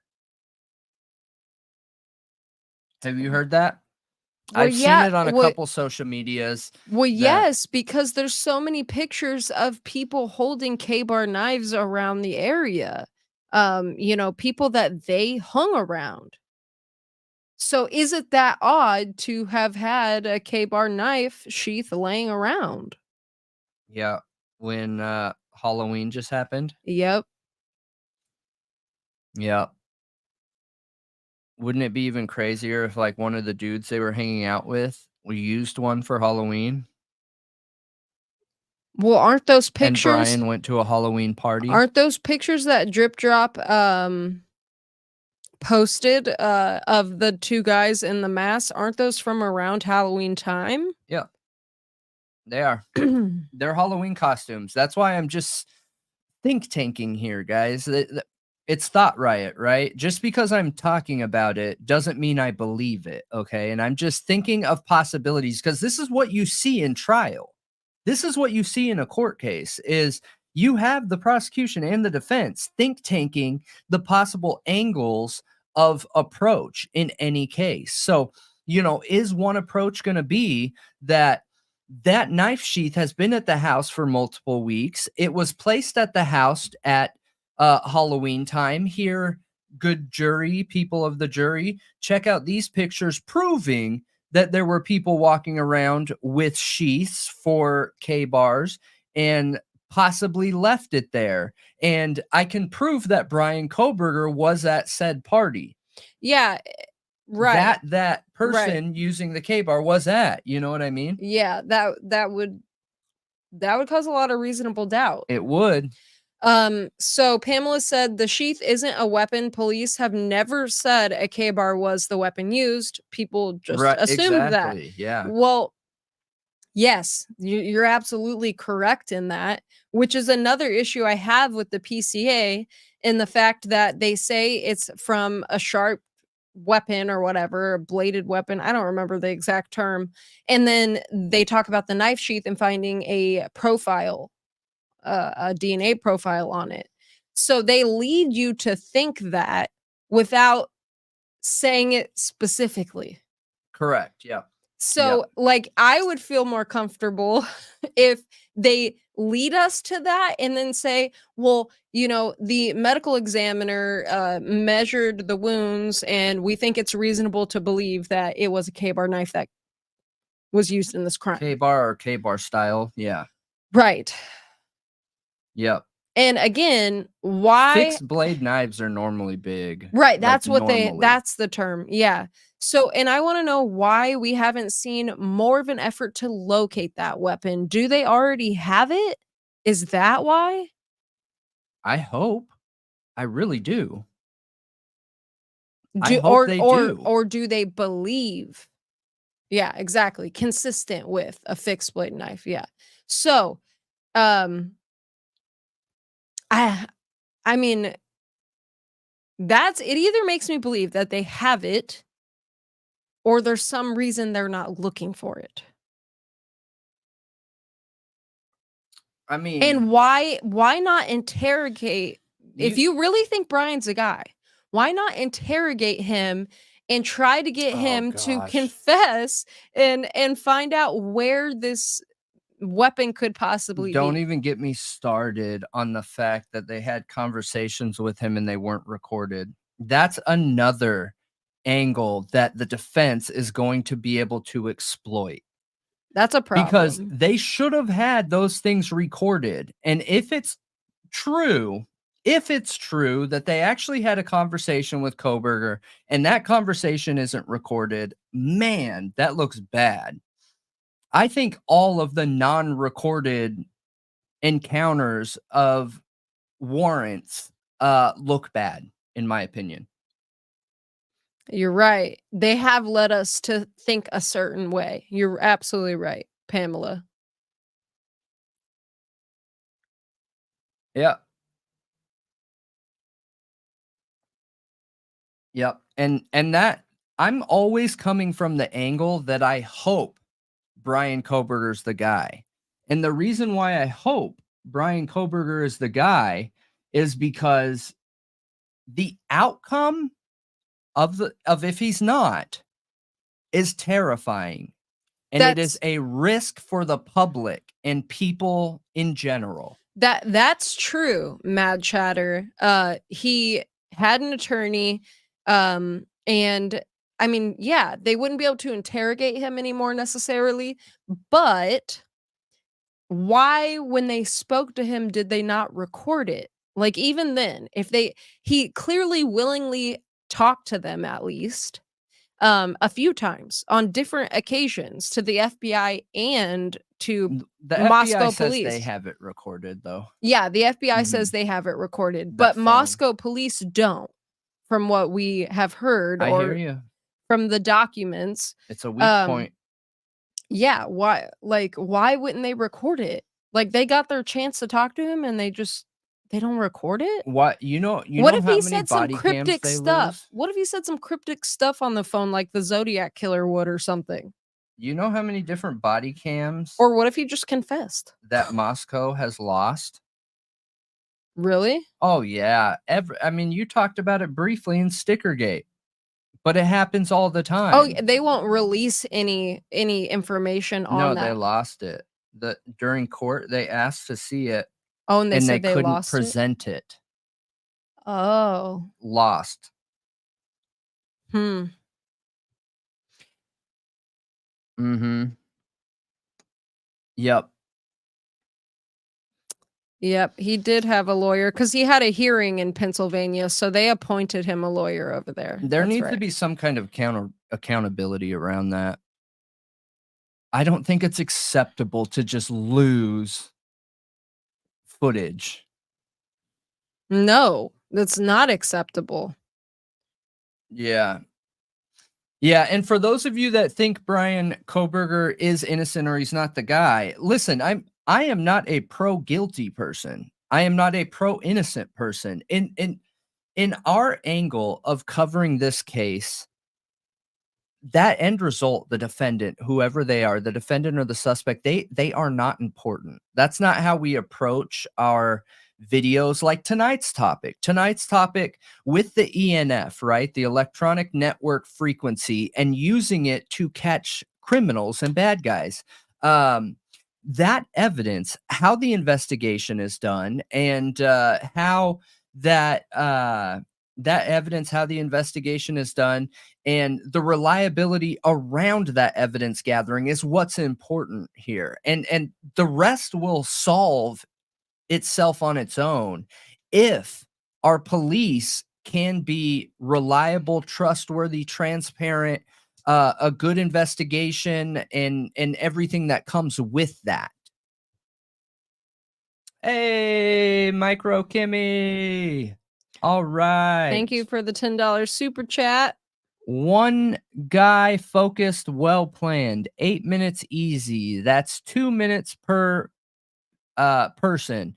Put a timer on for 2 minutes and tell me you couldn't end a sleeping drunk person. Yeah, no, I agree with you. I'm actually not going to go into that too in depth because we actually have something coming out that's very it aligns very well with that you're talking about there. And I agree. I think it's possible. But the one big argument I think that people have is, can it be done and control the crime scene? And my argument to that is, did the perpetrator actually control the crime scene, or did law enforcement mess up the crime scene? Yeah. Was there DNA evidence there's all over also that house and they fudged it because of a lack of experience? The there's also FBI didn't go in there and run that crime scene. there's also an 8-hour time gap. So what if they couldn't use any DNA evidence they found from throughout the house that wasn't like in a quarantined room because so many people at that point had walked through there? Agreed. So they're like, we Great can't question. even bring this up. Like, there's been like 20 people walking through here already. This isn't gonna like hold up. I mean, if I was the prosecution and I was sure I had the right guy, I absolutely would bring that up and just share the details around it. You know what I mean? Because Yeah, I you're still probably think it right. strengthens the prosecution's argument. There's not this idea that in order to bring up an argument, they have to be it has to be a perfect argument. You know what I mean? Mhm. There can be a little bit of doubt in that argument and presented as, hey, you know, we have this evidence and we weren't sure that we were going to share it with you, but this is what we found, understanding that the crime scene had been walked through and stuff at this time. It's still, I still would look at that if I'm a jury member and think, okay, well, that's good to have in my back pocket just to understand that they did find evidence elsewhere, but they don't believe that it's as reliable as the other areas that wasn't touched, that Yeah. was not touched, right? Like inside the rooms. Right. That's what I'm saying. Yeah. So Inside the rooms, definitely were most likely not traveled in as much as the rest of the absolutely. house. Like people that came, other kids that came probably like peeked in there and then ran away, you know? A- Um, Absolutely. Absolutely. but yeah, I agree with you. I agree with you, Bobby. Yeah, and I feel the same way, and that's why we cover these topics, understanding it from the case perspective. What are these people going to be feeling inside that courtroom? What are the jurors going to be seeing from the prosecution and the defense? What are some of the arguments that we could see being shown? You know what I mean? Yeah. I I think that it's gonna be hilarious to see Santa grandstand. Do you think he's in a grandstand? Yeah. I think he definitely will. I think he Now, has been already. yeah, yeah. He's got, younger lawyers surrounding him though that are helping him with the case. Like that Ingrid girl and Yeah, yeah. I mean, a lot of people know you can sell your point better, if you have an attractive person saying it. That's why I'm on this show. exactly. Absolutely. I'm here just for the looks.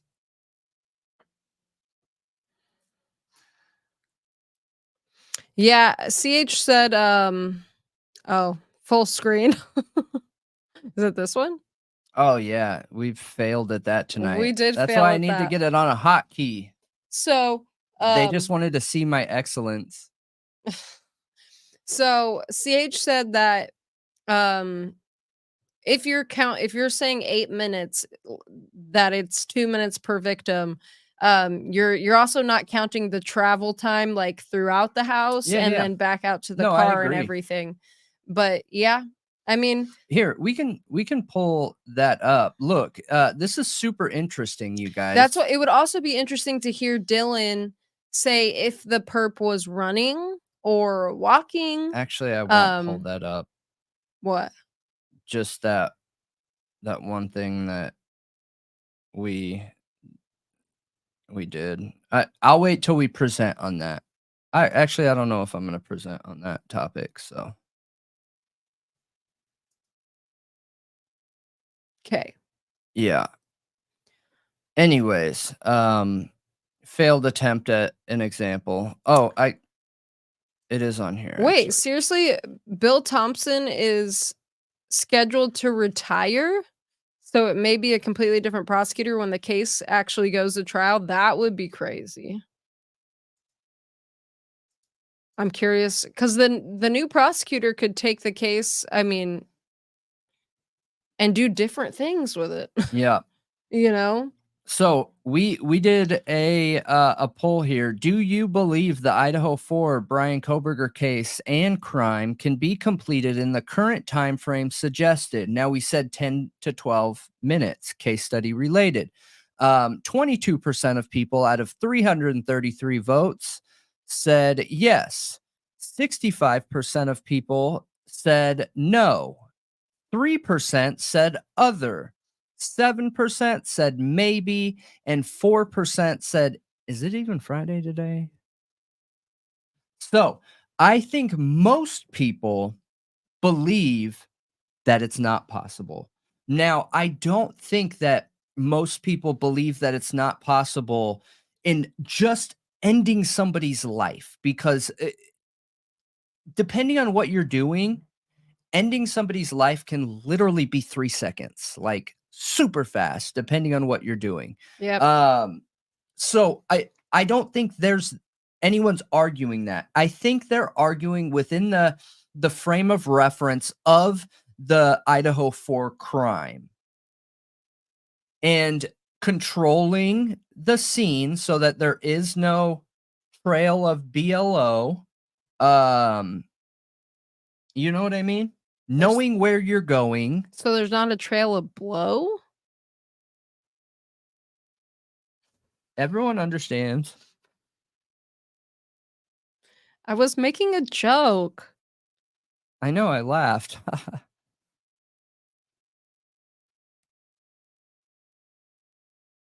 I'll be right back.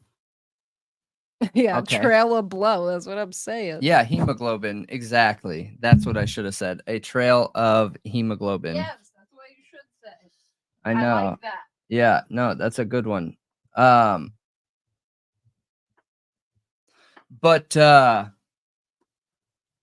you can say it, but stay monetized. But it doesn't promote your video as much. Yeah, we just had somebody recently that we had somebody that tried to gang flag our content. So we had 7 people that tried to flag all of our content at once, which made all of the new videos that I uploaded not be able to be monetized. I mean, we took care of it because of the person that I know at Google. I was able to just call them and they reversed it. But um, they're able to share how to best work within the within YouTube. There's different levels of promotion that the YouTube algorithm will promote your video. So the more boxes that you check, the more likely your videos are to be shown. So little things like the wordplay can absolutely affect it, but there's also other things too. Like every time someone flags us, all it ends up doing is helping us because of what we end up getting from it. But within that, if you can stay within the perfect algorithmic rhythm to say, right, where you're checking all those boxes and you have that happening, then it's even more likely to succeed, you know. And the reason why we're fighting so hard to get there is we want to be able to get full time for everyone, and that's going to increase the quality of our content overall. So luckily, Thought Riot Podcast has a cheat code that most content creators don't have. Salesmen run the world. It's beneficial to talk to all the Fortune 100 companies in the world.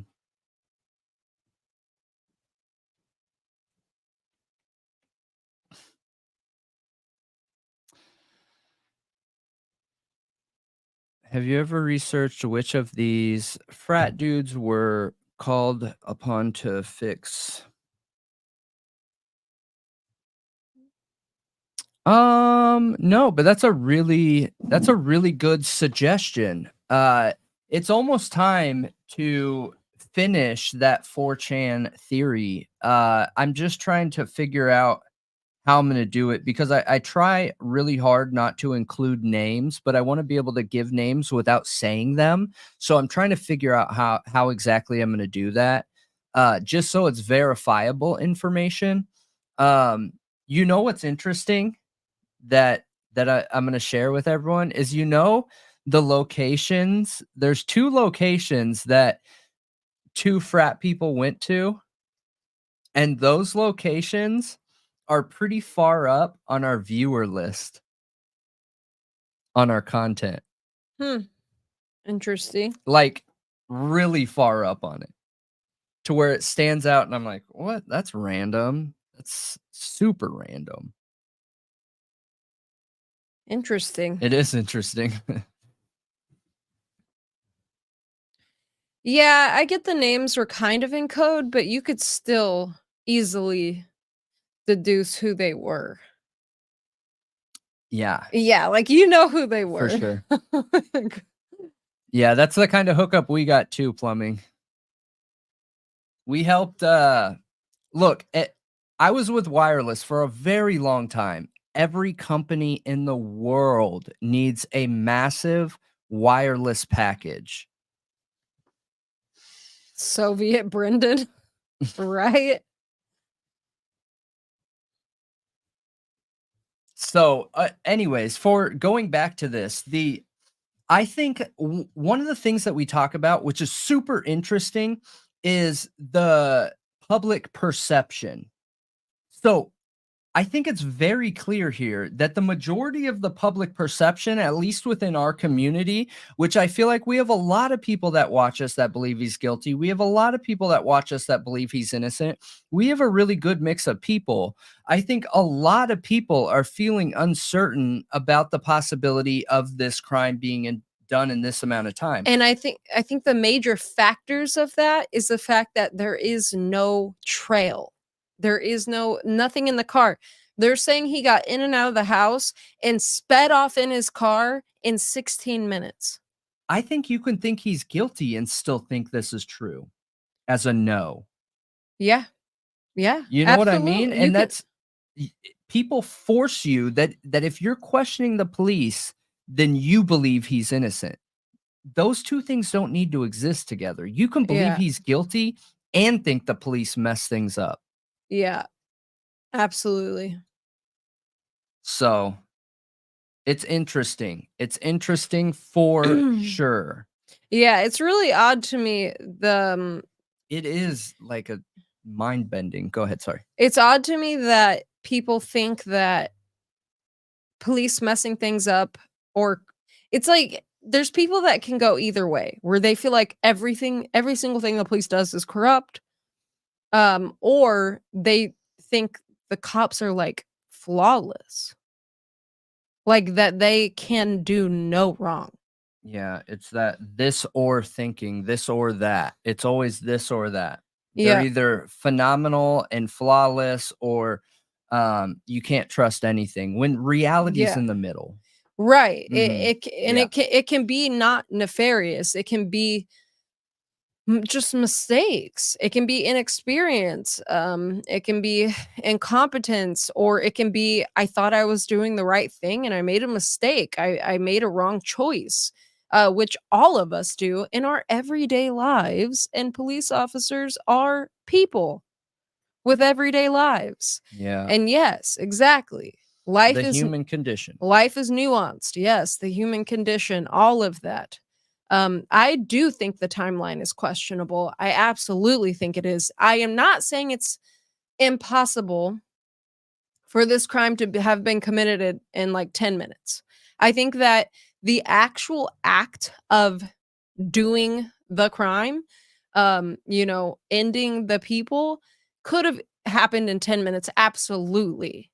Where I have question marks is controlling the evidence, like being able to get out of there and speeding off in the car in that amount of time without anything, nothing being left behind anywhere. Yeah. Yeah. Because he did not scrub his car down with chemicals to get rid of DNA. He did not, or else it would have popped positive. They tested for that. Yeah. If he had tons of cleaning agents in his car, I'd be like, "Oh, okay, yeah. Yep, there's no DNA, but he's got tons of cleaning agents he just used on his car. He just cleaned the crap out of it for sure." Yeah. You know what's interesting is that Russian hacker. And yeah, plumbing, you're right. Being having some of the most richest people in the country depend on you. Absolutely. That is a nice thing to have. But They need their toilet unclogged. oh, for sure. They For cannot sure. use a plunger. They need plumbing. Yeah. But yeah, I agree with you. What's interesting still that I keep going back to is the topic that we talked about last night with the Russian hacker and that potential black car. Yeah. I mean that there is a black SUV that people have been talking about for a Isn't long it time. Jax or something? Whose was Well, it that has okay, the connection to the girls? so Kaylee just bought a new black SUV, which is why I didn't put any weight in Enon Harsh's comment about seeing a black SUV that he had never seen before, and it was really nice, driving through the neighborhood that day. I didn't put any weight in it. I'm like, "Dude, she just bought a new nice black SUV, was super proud of it."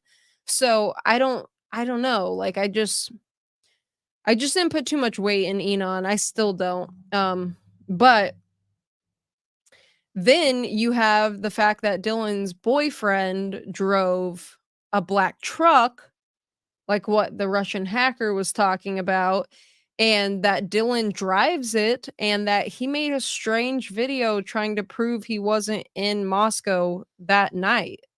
Did anyone What I question him w- being there, what I want to know like, is if he did online? it on his own or if people were already questioning him and saying, "Were you in town that night?" Like already drawing suspicion to him. So he posted that, but I believe the video is said to be like at the time of when it happened and he was like trying to prove he wasn't there. So I don't know. I need to go dig into that myself. People were harassing him. Yeah, and that's just dumb. I don't ever suggest reaching out to people No, involved in cases. no, Never ever. Let the no. police do the work. Um It makes people like us make it harder for us to be able to talk about it respectfully, openly, honestly, and unbiased, you know what I mean? yeah, And cuz if you mention a name then they have a whole mob coming after them. right, I know, it's awful. So make sure if you guys are watching, even if we question someone, please don't go talk to Contact them. them. Yeah, Yeah. don't cuz they're already Let's dealing with think it. tank it, you know what I mean? That Yeah. thinking goes a long way. It does, and people contacting them, it can also start to muddy all the information, and they're gonna close off completely. It just doesn't lead to anything positive. Yeah. Um, so I mean, that just really sucks. I feel like there's a ton of people in here that we have a lot of you guys that watch us, we have a pretty good like thing going on. I feel like I understand your character at least the most I can from comments and stuff, and chatting with you guys in Discord, where I think a lot of you wouldn't do that, but I'm sure there's a ton who do. You so this is way off topic from what we're talking about. Supposedly, Kaylee bought that car with cash. That's interesting if that's true.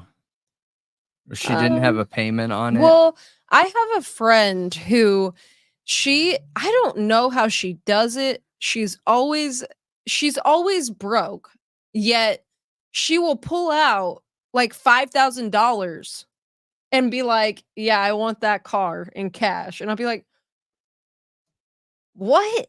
And or like go buy a new expensive like purse or get her nails done every other week, and it costs a lot to do that. And I don't know, maybe Kaylee was extremely frugal the way my friend is, where It's she possible. I don't stockpiles money. She works her butt off, stockpiles the money, and is smart enough not to use a bunch of credit cards and uses cash. Yeah, I don't have any details around it myself. I don't have any verifiable information on that. The person that was leaving that information attached something saying that she didn't have the only way that she could have financed it maybe then is through another person, It was because financed. Hmm. according to what this person was claiming, according to what this person was claiming, there was no financing on the car. So how do we know whether it's financed or not financed? Like, is there any proof? I mean, it depends on if that information is locked down and or transferred, but there would still be some sort of financial evidence on her credit. It would still be there. It would I mean, still show up. I It would still be verifiable. I believe you guys, but I just want to know where it comes from. I'm sure Steve mentioned it because they've talked about the car a few times now. Um, if that information's out there, Yeah. it's probably from Steve or Christy. Yeah. Yeah. That's interesting though. Either if it is paid with Oh, if it okay. is paid straight up, that's super interesting. I just have no idea. Well, that's I haven't nice verified myself. that a GoFundMe paid off the car for the family. If that's true, that would be nice. Yeah. That's interesting. So, We have a Twitch viewer. hey. I hope you're not too lonely over there in Twitch. Yeah. But hey, what's up? Okay, so one other thing that I wanted to touch on. So we went through all the technology talk. We went through all of that. Now there were a couple people who responded around, and I don't know where it came from. I don't know why they were so offended.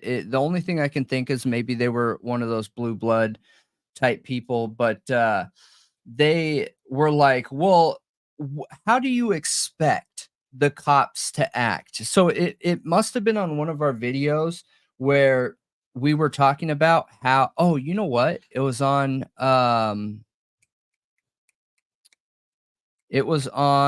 the Stickergate. It was on the recent Stickergate one. Okay, now I got it. So it was on the recent Stickergate one. At the end of the video, we talked about how it was really strange how Rosendahl took a picture without calling in the ID or anything like that, right? We had some questions around that.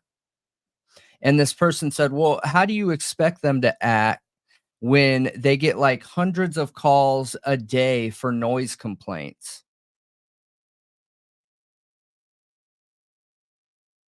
So the interesting question, do you get where I'm going with that? The character behavioral traits. So where I'm going with that is there is a very, very, very clear difference in the way that police have started acting in comparison to how they were acting pre-crime. Why do you think that is? I don't know. I mean, I'm not sure. Just say where you're going with it. That is where I'm going with it. It is think tanking, chewing on, and trying to figure out why they all of a sudden are approaching these things very different. So anybody who's on Twitch right now, we have like a full chat, a full house in YouTube, which you can't see probably. So, but just letting you know. So I Yeah, think that they probably changed the way like they 300.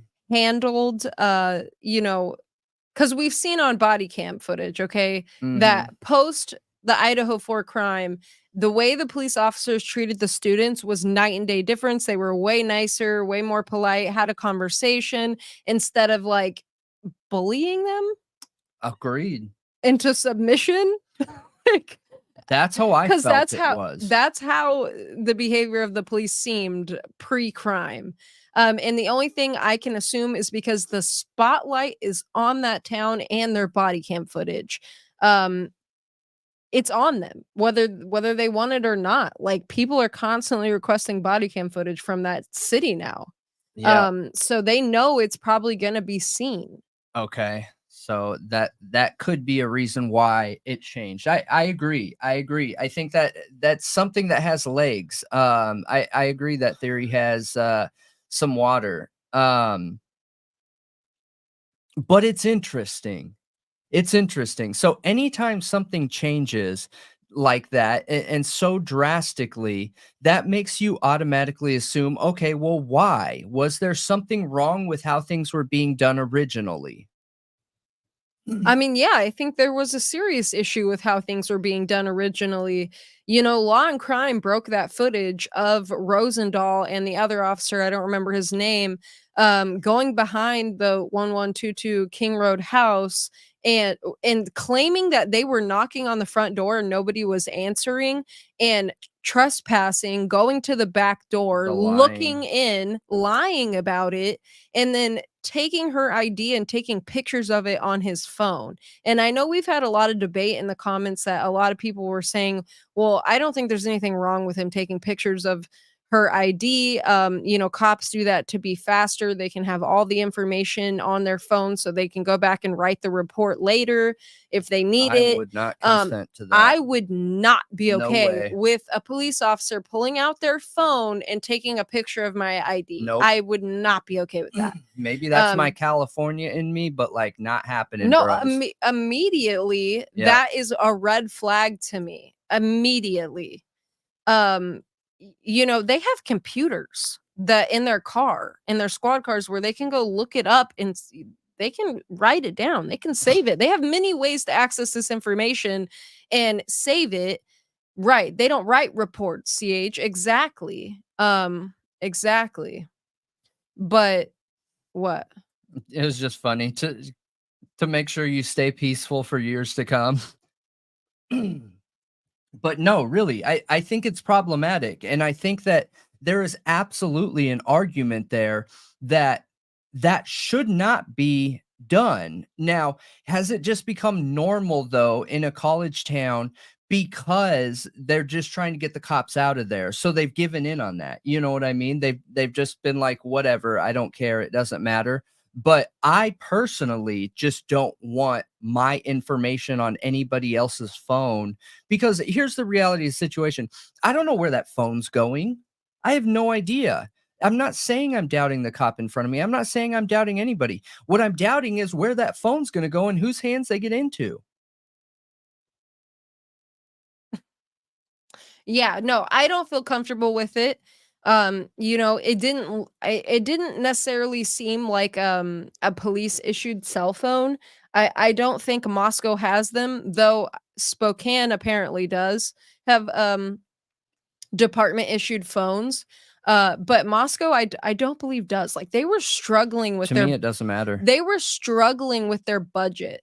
Well, if it's a department issued phone and it's only for work and not used for anything private, it wouldn't be as big of a deal. I'm not okay with it.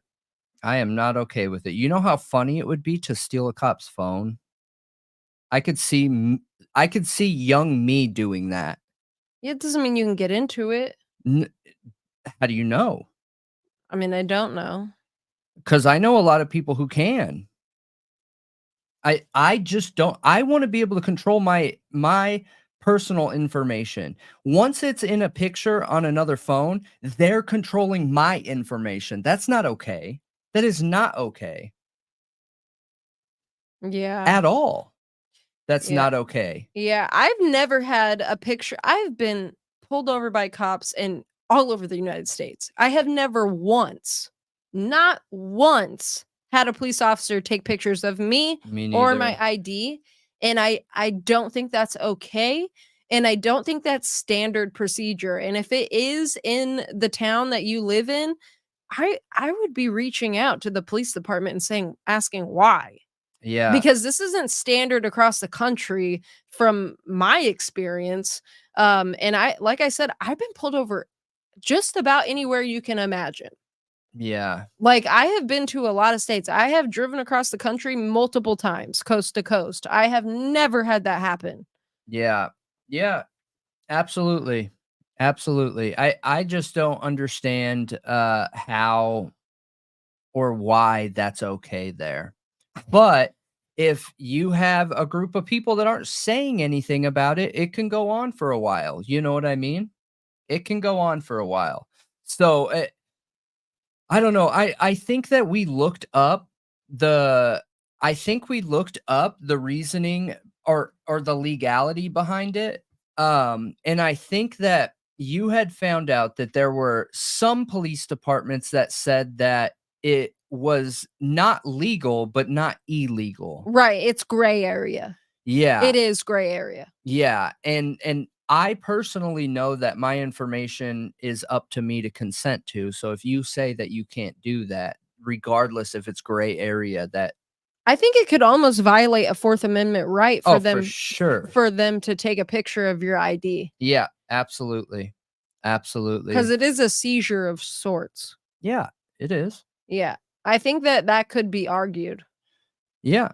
Yeah. but I don't know. Maybe I'm wrong. I think your private information should be protected at all costs. The only difference would be is if they have an operating system on that phone that essentially makes that phone an extension of the police force's computer. That's what I'm saying. If it's a department issued phone that does Well, that, yeah. Okay. then that's different. Meaning like you can It's only call phones on the police department and things like right. that, because Right. if that police department ever, had something happen to it where that They got got out, breached. like, yeah, They got their system yeah, it breached. would be a major issue. I would have a major problem with that situation, and I absolutely would uh take legal Action. action against them. Yeah. Absolutely, I would. 100%. But the whole it was honestly the whole picture with that body cam footage of them, walking up and acting like nobody's answering the door, coming to the door, and then going to the back sliding glass door so they can see inside. And Rosendahl being like, there's no stairs to that balcony. And it's eerie that he Well, says that. and what he says to the men just before that too, What did he say? accepting like what they were saying just based off their word, based off their Oh, merit, oh, and yes. not taking pictures of their identification. I think Yeah. legitimately that's strange. That whole video was strange because it shows a difference of We should have dug more into Rosendahl in the live after the Stickergate video, because you're right, and that makes sense from the church that he comes from. yeah. That makes total sense, because that is the kind of doctrine that Doug Wilson preaches, is, that old conservative going back a couple 100 years or even 100 years, to where women are in the kitchen and men are, bringing home the bacon. So yeah, yeah, I originally, when I first saw that body cam footage, I didn't know anything about Officer Nathaniel Rosendahl, and I immediately felt like it was misogynistic. That was my natural intuition telling me that, because it felt that way. And because right before, if you haven't seen the footage, which I'm sure almost all of you have, right before he goes to the 1122 King Road house, he's at a house full of dudes, a fraternity house, and they don't take any of their IDs. I know. They do not take pictures of any of their IDs. They, he just takes their word for it. He's super respectful to them, pretty much. Like, it's that just whole thing felt disrespectful. It felt aggressive to do it that way. Yeah, I agree. Even if he was talking nice to her. Mm-hmm. And she was super, super polite. But I felt, do you think there's a reason Jack came outside with her? Do you think he was being protective because it was weird for them to come to the back door like that? Maybe. I don't know. I'm not sure. I wonder I'm not how positive. I wonder how familiar the local, students, fraternity members, all of them in that area. I wonder how familiar they are with Rosendahl. Yeah, That was Hunter? What? That came out with Kaylee from the house? In the body cam footage? in the backyard. Could be. With cable ties? Are you guys sure? Now I'm gonna have to go back and look at pictures. Yeah. All those frat dudes Here, kind of look the same, honestly. We'll look real quick. I mean, it's not a big deal if we got the person wrong. Our name is Thought Riot because it's a riot of thoughts, not literally taking to the streets and rioting. Yeah, who's trying to say that? Who is saying that? Riot isn't meant to like incite any kind of violence. That's why it's called Thought Riot. Yeah, who said something like that? I don't know. I 'Cause felt I like saw better than a couple comments before of someone trying to be like, "You guys shouldn't promote rioting." Get out of here. That's yeah. not what we're promoting. You're only reading one word.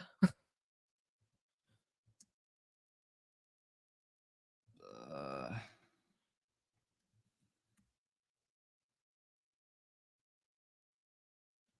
okay, so yeah, cults don't riot.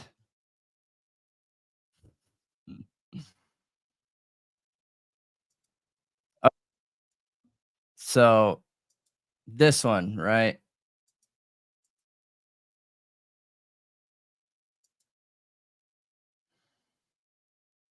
Yeah, it's ridiculous. Is that who we're talking about right there? Stabbed to death in Whoa. Moscow, Idaho. 3 months before she was murdered, police spoke to Kaylee at her off-campus And you residence put it in where theater there was a mode. party I can't going stand on. when you do that. We have the body cam video. How are you? Good, how are you? That's Good. Is this your Hunter. place? Yeah. Why? Perfect. You know why we're here? And I assume noise. Noise, yeah. Yeah. Tonight, we So, okay. Bam. It said Gotcha. Hunter. I don't think it said Hunter, but that's what everyone's saying. Yeah. But didn't it just say a name right there? I could have swore it just said a name.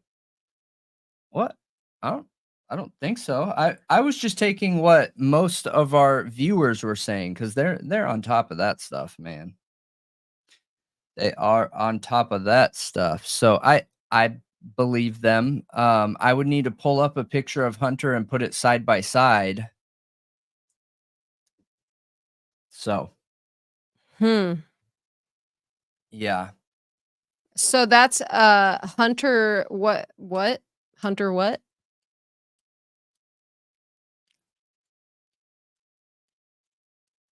Yeah. Because there's multiple Hunters, right? There's 2. Oh yeah. I can go back Hunters and look. Jacks. I can go back and look in the comments. There's so many people of the same names. You know, there was another. Thank you guys for letting me know. Yeah. So, do you know there was another girl named Xana at the recent vigil this year for the 1-year anniversary? One of the girls who talked about Xana's name was Xana. Oh really? Yeah. Oh wow. That's interesting because that's Yeah. not a very common name. No. I thought that was interesting. Yeah. Where's Paw Patrol when you need him? Right. But yeah, the character, like how he's acting in this footage is strange. It's super strange. And then how they act in the post footage, man, they probably get so much better information and communication with Greek Row the way that they act in the second videos. I really believe so. I just don't see why there's any benefit in acting that way pre-crime. Do you? I'm sorry, repeat that. What was the question? I just don't see any benefit acting the way that they're acting pre-crime. No, I don't see it either. Yeah.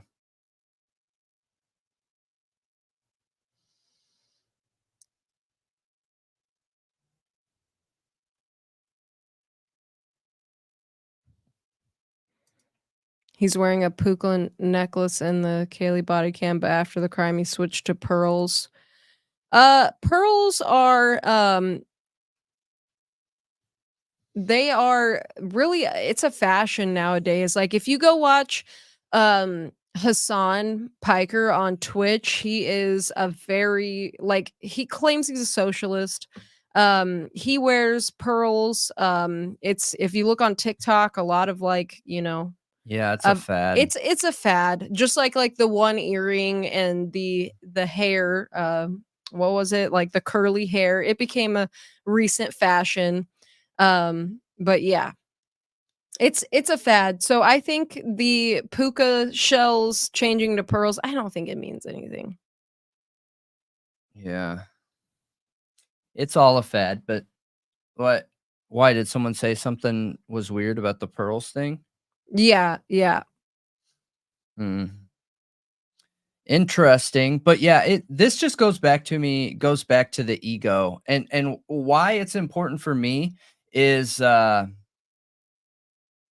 is does this kind of behavior give a better understanding of why the crime could have been, you know, only see what they want to see?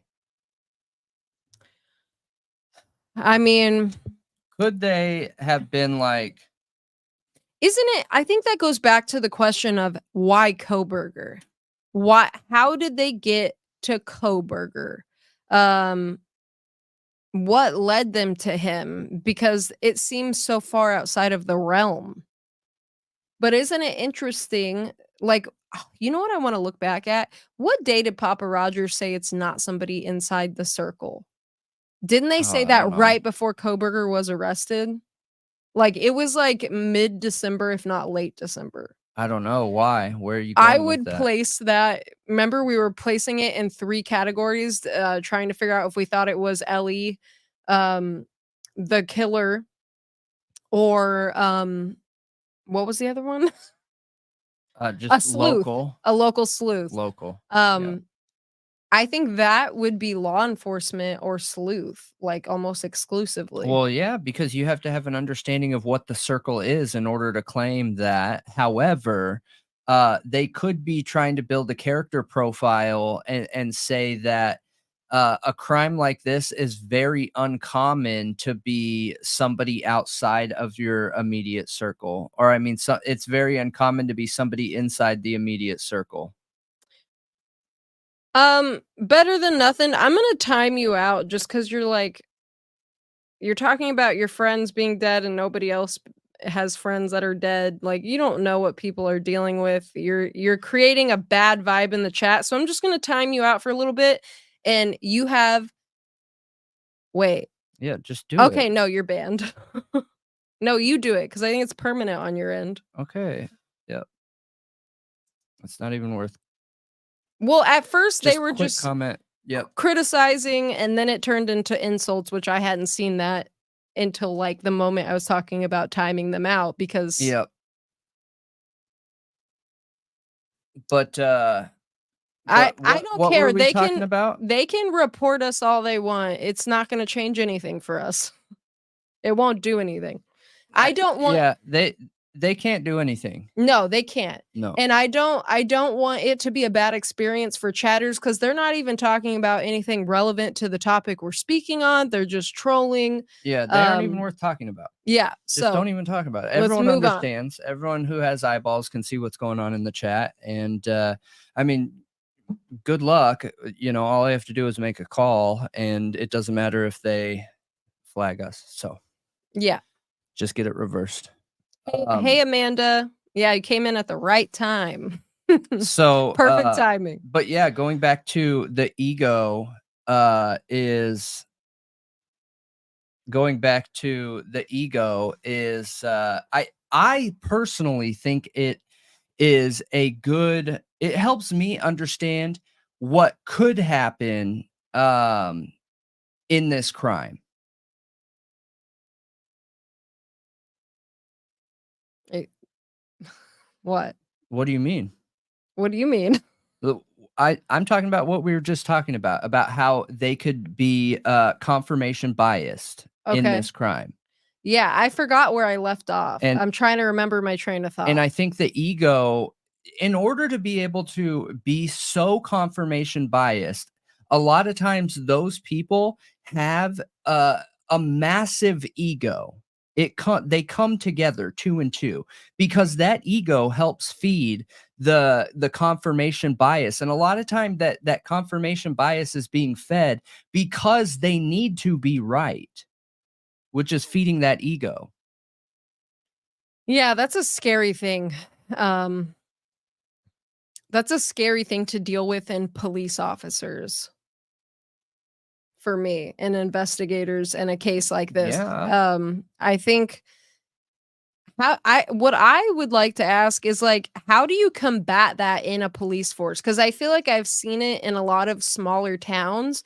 Moscow is a smaller town, specifically where they kind of have their own. They got their own relationships, their own system. There's not a ton of accountability the way there is in a metro area. How do you combat that in a smaller force where, you know, they're kind of off on their own? How do you make them not have that like controlling ego, like where they What actually do you mean? I don't think that there's that Is it ego is training? inherent to police. No, you're right. It's inherent to people. Yeah. But as a police officer, do you think that training could help fix that? Because yes, normal No, people, that's a I problem. don't. Normal people, that's a problem.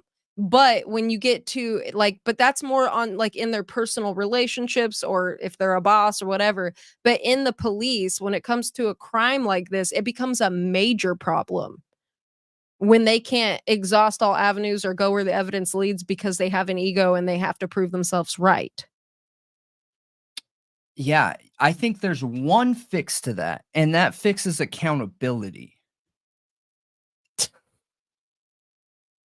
I'm dead serious. So what? I mean, like, what does that even look like? What do you mean? I mean, police accountability is oversight. So who's the one who owns the position, right? They have a couple different leaders. I mean, they have their chief of police. They have, I don't know how the chain of command works in a police department, but anyone above them is that accountability, including the politicians and the general public. We are all there to hold them accountable. So certain things that do that is the obvious body cam, which is what we're watching here. And so many people had an issue with this whole situation here. Another obvious one is whatever form of accountability they use within the police station, whether it's write up, whether it's desk jockey, no matter what it is, you know what I mean? But there's a ton of different ways. yeah, but see, my thing is when it comes to that ego and having to prove that you're right, you can, I think, easily twist it into they just made a mistake. Yeah, you still get held accountable for mistakes. What do you mean? Yeah, you should. When I but managed people, like I would be able to have a conversation with them and be like, hey, I understand you just made a mistake. And I know you understand that too, but this is the set of rules that we follow. So I hope you understand it's not personal. yeah, but how often are they getting held accountable?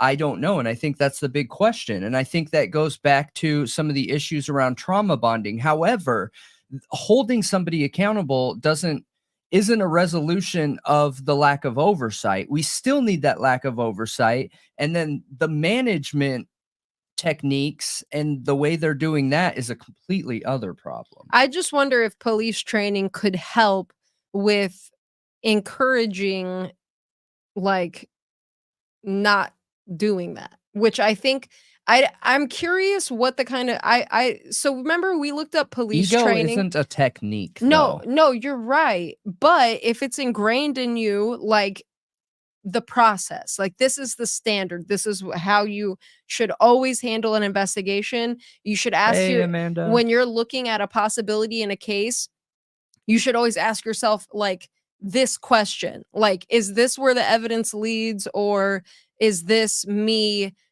fitting the evidence to fit in, like making the evidence fit a narrative that's already in my head?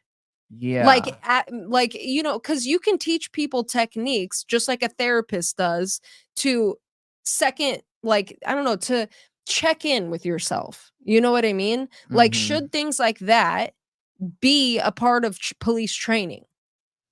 Those kind of like almost cognitive behavioral therapy things where you check in. I don't know. I think they should. I mean, that can be there, but that can't be a replacement for accountability. No, There I'm is not saying nothing that. that can replace accountability. I think that if we instituted this major change within police forces nationwide, it would piss a lot of people off. I think if we went to a national requirement of body cameras 100% of the time, every time they were interacting in the general public, there would be a ton of hate. There would be a ton of issues. A lot of police would have an issue with it, but they're going to have a ton of hate and a ton of issues and problems with it no matter what change is there. No matter what.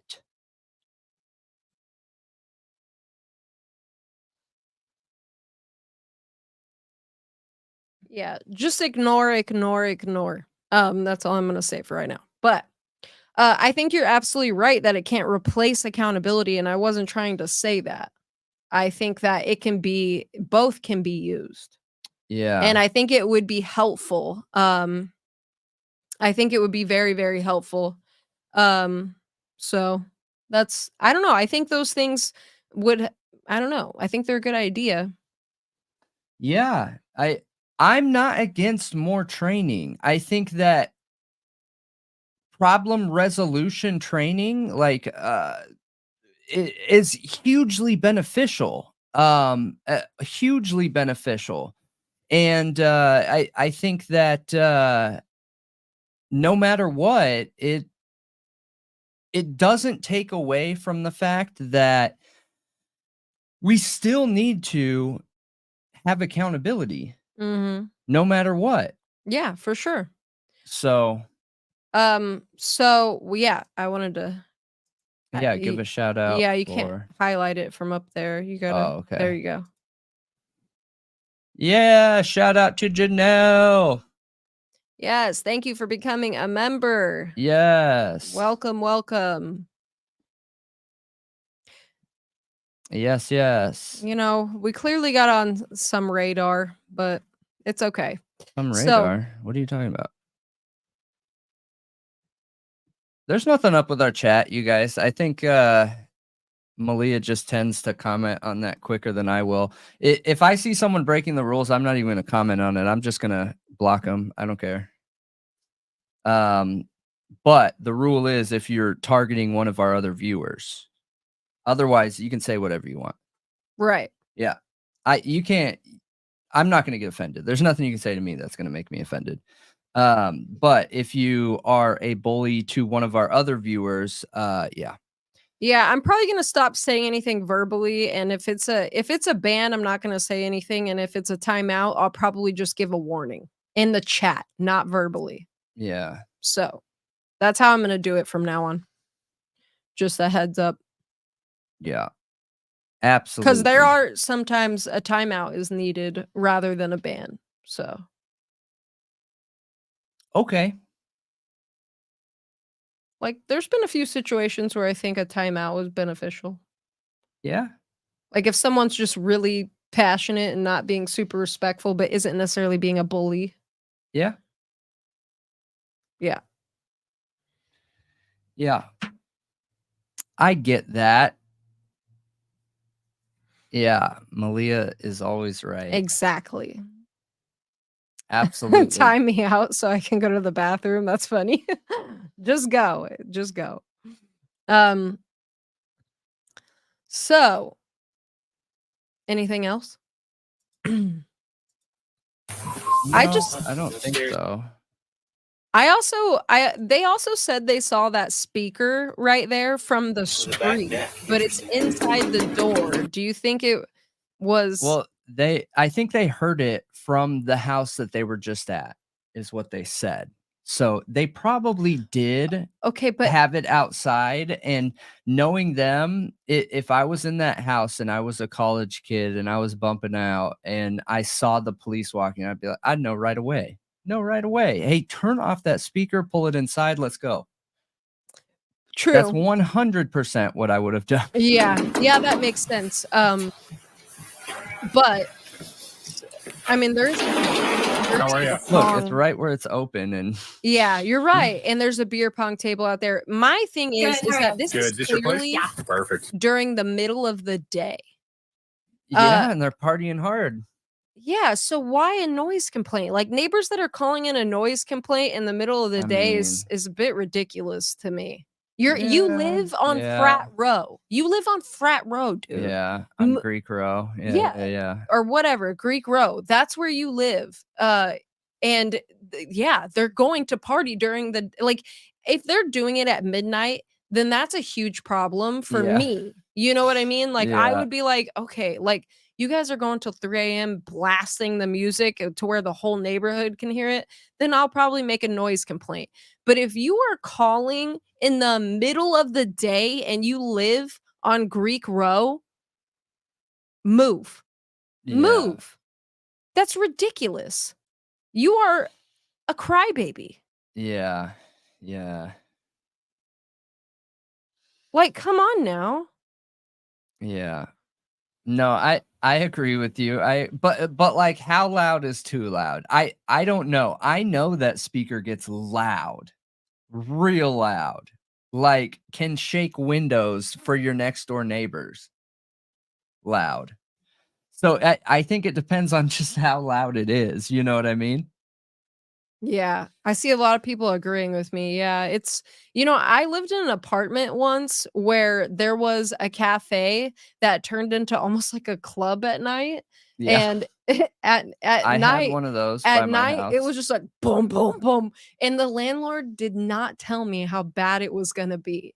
Like when I moved in, they were like, yeah, you can hear a little bit of the bass, but it's not too bad. And then the first night I was like, what is happening? Like, it's like the club is inside of here. I can hear Yeah. everything. But I got used to it, which is another thing. Like, if you've lived there for a long time, you're not used to it. It's Yeah. the middle of the day. It depends on how loud, too. But, Yeah. like, as far as, like, I know that there's city ordinances. So from this time to this time, you can make as much noise as you want. That's really within reason. interesting But as then one. But then after a certain time, that's when you're allowed to report it, and it's like it becomes a problem. Is like after, I don't know, like 10 p.m. or something. Yeah, could be a tactic for competition, or if there's something shady going on. Yeah, if they felt like there was something going on, I think absolutely we've seen stuff like that before. Yeah. I did. Who was it? A.R. Hayes that was speculating. It was somebody. This was a while ago that I watched this video, and I can't remember who it was, but they were speculating on a neighbor, the neighbor that was calling in these noise complaints, possibly being the killer. Like somebody who loses their mind because they're so sick of the noise and the college kids that they go up in there. And I thought, wow. Yeah. Yeah. Like, that's a really good theory. I mean, I think come on. Like, I've seen some neighbors really throw down over really dumb stuff sometimes. But noise where it's constant and you're one of those people that it drives mad, I can see somebody snapping. Yeah, I once fought a train because I had a train that was by my house. Yeah. Yeah, he was just giving them a warning in case they had to come back later, for sure. I do think this was like, okay, we're already here. We get noise complaints for this house. We know it's a party house. So we're just going to go ahead and warn them so that hopefully we don't get called back out tonight, Yeah. So I think that is what was going on here. That's not my issue. My issue is them acting like they knocked and acting like nobody's answering, going to the slider door so they can see inside, and then taking pictures of her ID. That's my problem. And they treated the frat way better, in my opinion, as far as not being so invasive. Like, he's so much more invasive with her than he was with the frat guys. Yeah. Yeah. I agree. I think that stuff should be taken into account too, just some of the social dynamics and whatnot, when you're a police officer. But is that a lot to ask? Maybe. But yeah, I agree. When you have multiple male police officers and you're approaching women, it's kind of weird to take pictures of their IDs if you're not doing it to the guys that you approached previously. Right. And that connection with Rosendahl to the church, to the Christ Church that's ran by Doug Wilson, I feel like could explain that. Yeah, Of- just some of that background. Yeah. Yeah. So that, Tony, I'm glad you brought up the dogs barking, because there are multiple cases across the nation of people getting killed because of their dogs barking. Really? Yes. Oh, Because wow. their neighbors snapped because they were sick of their dog barking. Jeez. I think I covered one as an update recently. Maybe. I'm pretty sure I did, but that's a very real thing. Yeah. Maybe. I don't doubt it. I don't doubt it. I'm a different kind of person. Stuff like that doesn't really bother me. I can get past anything. I think it's my ADHD, you guys, but if I want to turn off a noise, I can, no matter what it is. It doesn't matter what it is. I can turn it off.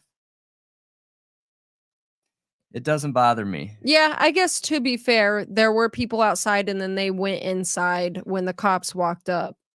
But still, like, Yeah. they didn't give them any time to be like, hey, guys, there's cops out there. Like, they literally gave no time for somebody to come to the door before they were already walking to the back. Yeah. Oh, really? The same neighbor? So are you talking about the neighbor who reported them a lot? So which neighbor is that, J Ray? Had 3 big dogs, mean dogs, and they kept them in the front yard, and those guys barked super scary and constantly. Yeah, they didn't knock on the door. They lied. You're absolutely right. Oh, you're talking about your neighbor. Okay, gotcha. It's a guy thing, maybe. What's a guy thing? Just being able to turn off any noises. Oh, for sure, it's a guy thing. I just didn't know if it was an ADD thing or what, but like there's not any noise that could come from a neighbor. What about me anywhere. scratching my leg over my pants? Yeah, but that's not just Or like nails an on a annoying, chalkboard. That's just not an annoying noise though. That's like, because what's that called? you can't tune that out, or nails on a chalkboard. No. You cannot. No. If I sit here and scratch my leg over my pants, because if you don't know, I have very itchy legs. I don't know why. My skin is very dry, okay? Yeah, I got super dry skin. And if I sit here and I scratch my leg over my pants, he'll be like I can see him tensing up. Yeah. He hates it so much. I don't like scratching material. I Exactly. don't like it. It's a sensory issue. Kimmy's right. That's true. Yeah, but ADD can mimic OCD and other like neurodivergent disorders. Because I mean, it is neurodivergent, but it can mimic a lot of the other ones and like the sensory processing issues. Yeah. Yeah. Paper scratching. Yeah. I mean, Paper doesn't bother me. there's definitely some stuff I can't handle. Yeah, there's It's some noises. Chalkboards and scratching material. Mine's grinding teeth. Teeth grinding is a big one for me. Nails on a chalkboard's another. I cannot stand dust or sand on my hands, like that, like chalk dust or anything like that. No, like absolutely not. It really freaks me out. Chalk dust? ASMR is the worst for me personally. I know a lot of people, it helps them relax. I can't handle it. I cannot handle it. Oh, yeah, when people scrape their teeth on forks. Yes. Yep. Just because we do it every episode, I just posted the Discord, and Discord's completely free, you guys. If you want to hop on there and you want to get alerts of when our new videos are coming out and when our new premieres are coming out and when our new the True Crime Talk Show is coming out. Make sure you hop on there or our Patreon. Well, I'm thankful we could help you, Seashell. We're helping her focus on her work. But we are about to hop off soon. No climbing or gymnastics for me? Right. Yeah, because the chalk on hands. No, couldn't do it.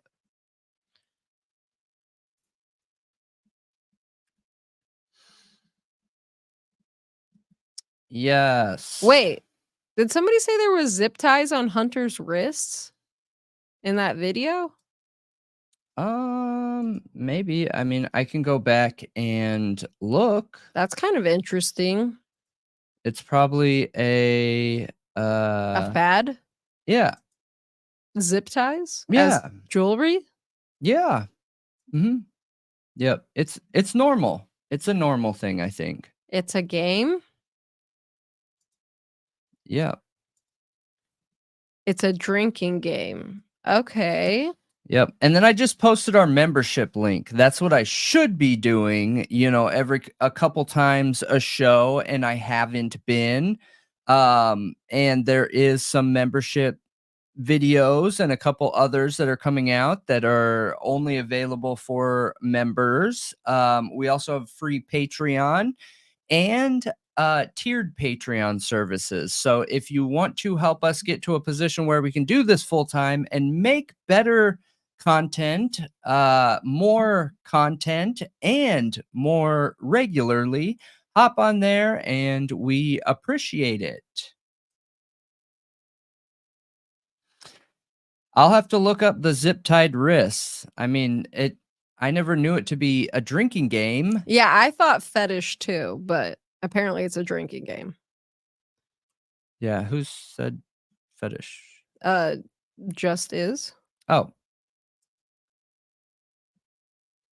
But yeah, and I think I posted our Twitter, right? Because the reason why I keep posting the Twitter is because our Twitter handle is different than every other one of our social medias. All of our other ones are Thought Riot Podcast, and Twitter is Thought Riot Pod. So, yeah. It's Edward 40 Hands the drinking game. Thanks, Amanda.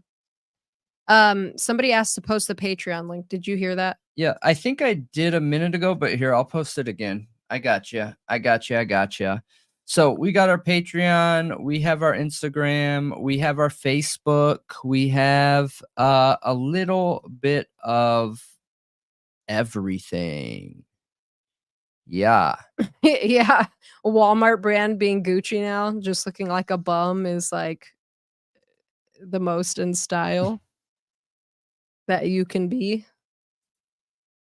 Ripped up Walmart t-shirts and Goodwill t-shirts.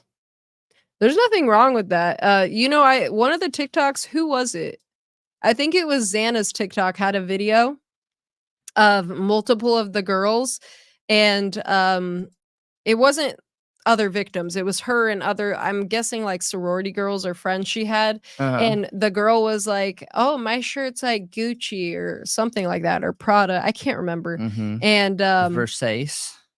And then she labeled it the shirt challenge. Then she goes over to the next girl and says hers is like from Goodwill or something. And then the next girl is from somewhere else, but it was pretty funny. And one girl said, "I stole mine." That is funny. It cracked me up. Super funny. I have not seen Jared Leto in a while. Is he continuing to be a crazy cult leader? What did he do? He's always doing something. Yeah, it has been in style. The whole it was like the dad look though. What, it wasn't cult necessarily leaders? like, I guess it kind of got bummy. Cult But leaders are in style? no, it started as like that 90s What did? like dad fashion with the like chunky sneakers and like t-shirts and It did? jeans. It did? Just normal people clothes. Okay. Yeah, there was like the dad look that was going around. Yeah, grunge is different though. Grunge is like Kurt Cobain. Like that's who I think of when I think of grunge. Is that whole style. Um the dad look wasn't necessarily grungy. Yeah. It was like straight up looking like a dad. Yeah. I don't know. I just dress every day like a Russian gangster. Yeah, 1993 average 30-year-old. Yep, that was what was in style. Exactly. Versace? Yeah, because I said Versace. Versace? Versace. I had some really nice Versace Jinkos. Jinkos. Yeah, I just watched that video that said something about like the 90s, and it had some dude that had Jinkos on and he had rollerblades on his hands or something like that. It's so ridiculous. Jennifer called out that Kaylee's SUV was white, not black. So I was mistaken. Thank you. I thought it was black. Yeah. I really thought it was silver, not white. Okay. I could have swore it was black. Are you looking up Jinkos? Yeah, CH is saying silver. J Ray saying silver. Okay. It's silver. Okay. Gotcha. That guy's great. He's fantastic. I know he is, and his name is. It's super funny. Air Dolphin? Yeah, Air Dolphin. He's always rocking his Jinkos looks. Can you still buy them? I don't know. Can you not can you not play one of his shorts to show his Jinkos? I don't know if he has Yeah. music. Mute it. There you go. Look at his Jinkos. Oh gosh. Cool. J Ray said you would be watching this dude. You know, I remember when I was a kid, there was always those like on MySpace and AOL, there was always those little like cartoon graphics, and all of them were wearing pants like that, where it was like a lot of fabric at the bottom of the pants. Like a lot. Dude. Those pants were like at least 23 pounds each. Look. I hated pants like that because I would always trip on them. Because as a kid, I was short for some reason. It took a while for me to like actually grow in height, and I'm not that short now as an adult. But I was always going too short. downstairs. That's so ridiculous. There's nothing wrong with looking dad. That wasn't the point of me saying it. I was just trying to explain what it was.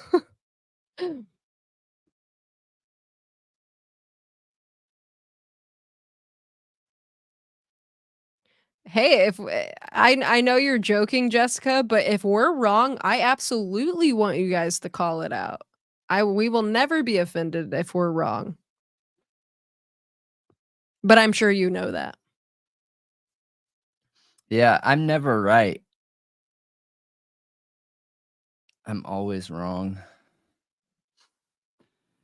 All right, everybody, that is the show tonight. And we appreciate all of you, every single one of you. Yes, you. I'm talking to you, not you, but you. Yep. And we appreciate you. This is Thought Riot Podcast and the True Crime Talk Show by Thought Riot Podcast. And yeah, come check out the show on Spotify, Apple, Amazon, and Google. Give us a good rating and comments and stars, and we appreciate all of you. J Ray, you totally want Brendan to hate you, but he actually loves you. He literally called you his brain. When he leaves his brain, he'll use yours. Yeah. I'm not telling you how tall I am. They say you should never ask a woman her age. No, you should never ask her height. Yeah. No, I'm just kidding. That is my excuse to not tell you my height. Yeah. Just because I don't know, I feel weird about saying my height. Like I feel like I'm giving a police description of myself. I'm 5 feet 1 inches. I'm actually like the same height as Dylan. Yeah. There you go. There's your answer. All right, everybody. We appreciate you all. And if you enjoyed the show, leave a comment and I'll tell you- thumbs up. And yeah. I'll tell you in Discord, J Ray. Good night, everybody. Appreciate you. See you later. See you all Oh, Wednesday. next time. Wednesday, not tomorrow, Wednesday. See you then. Later.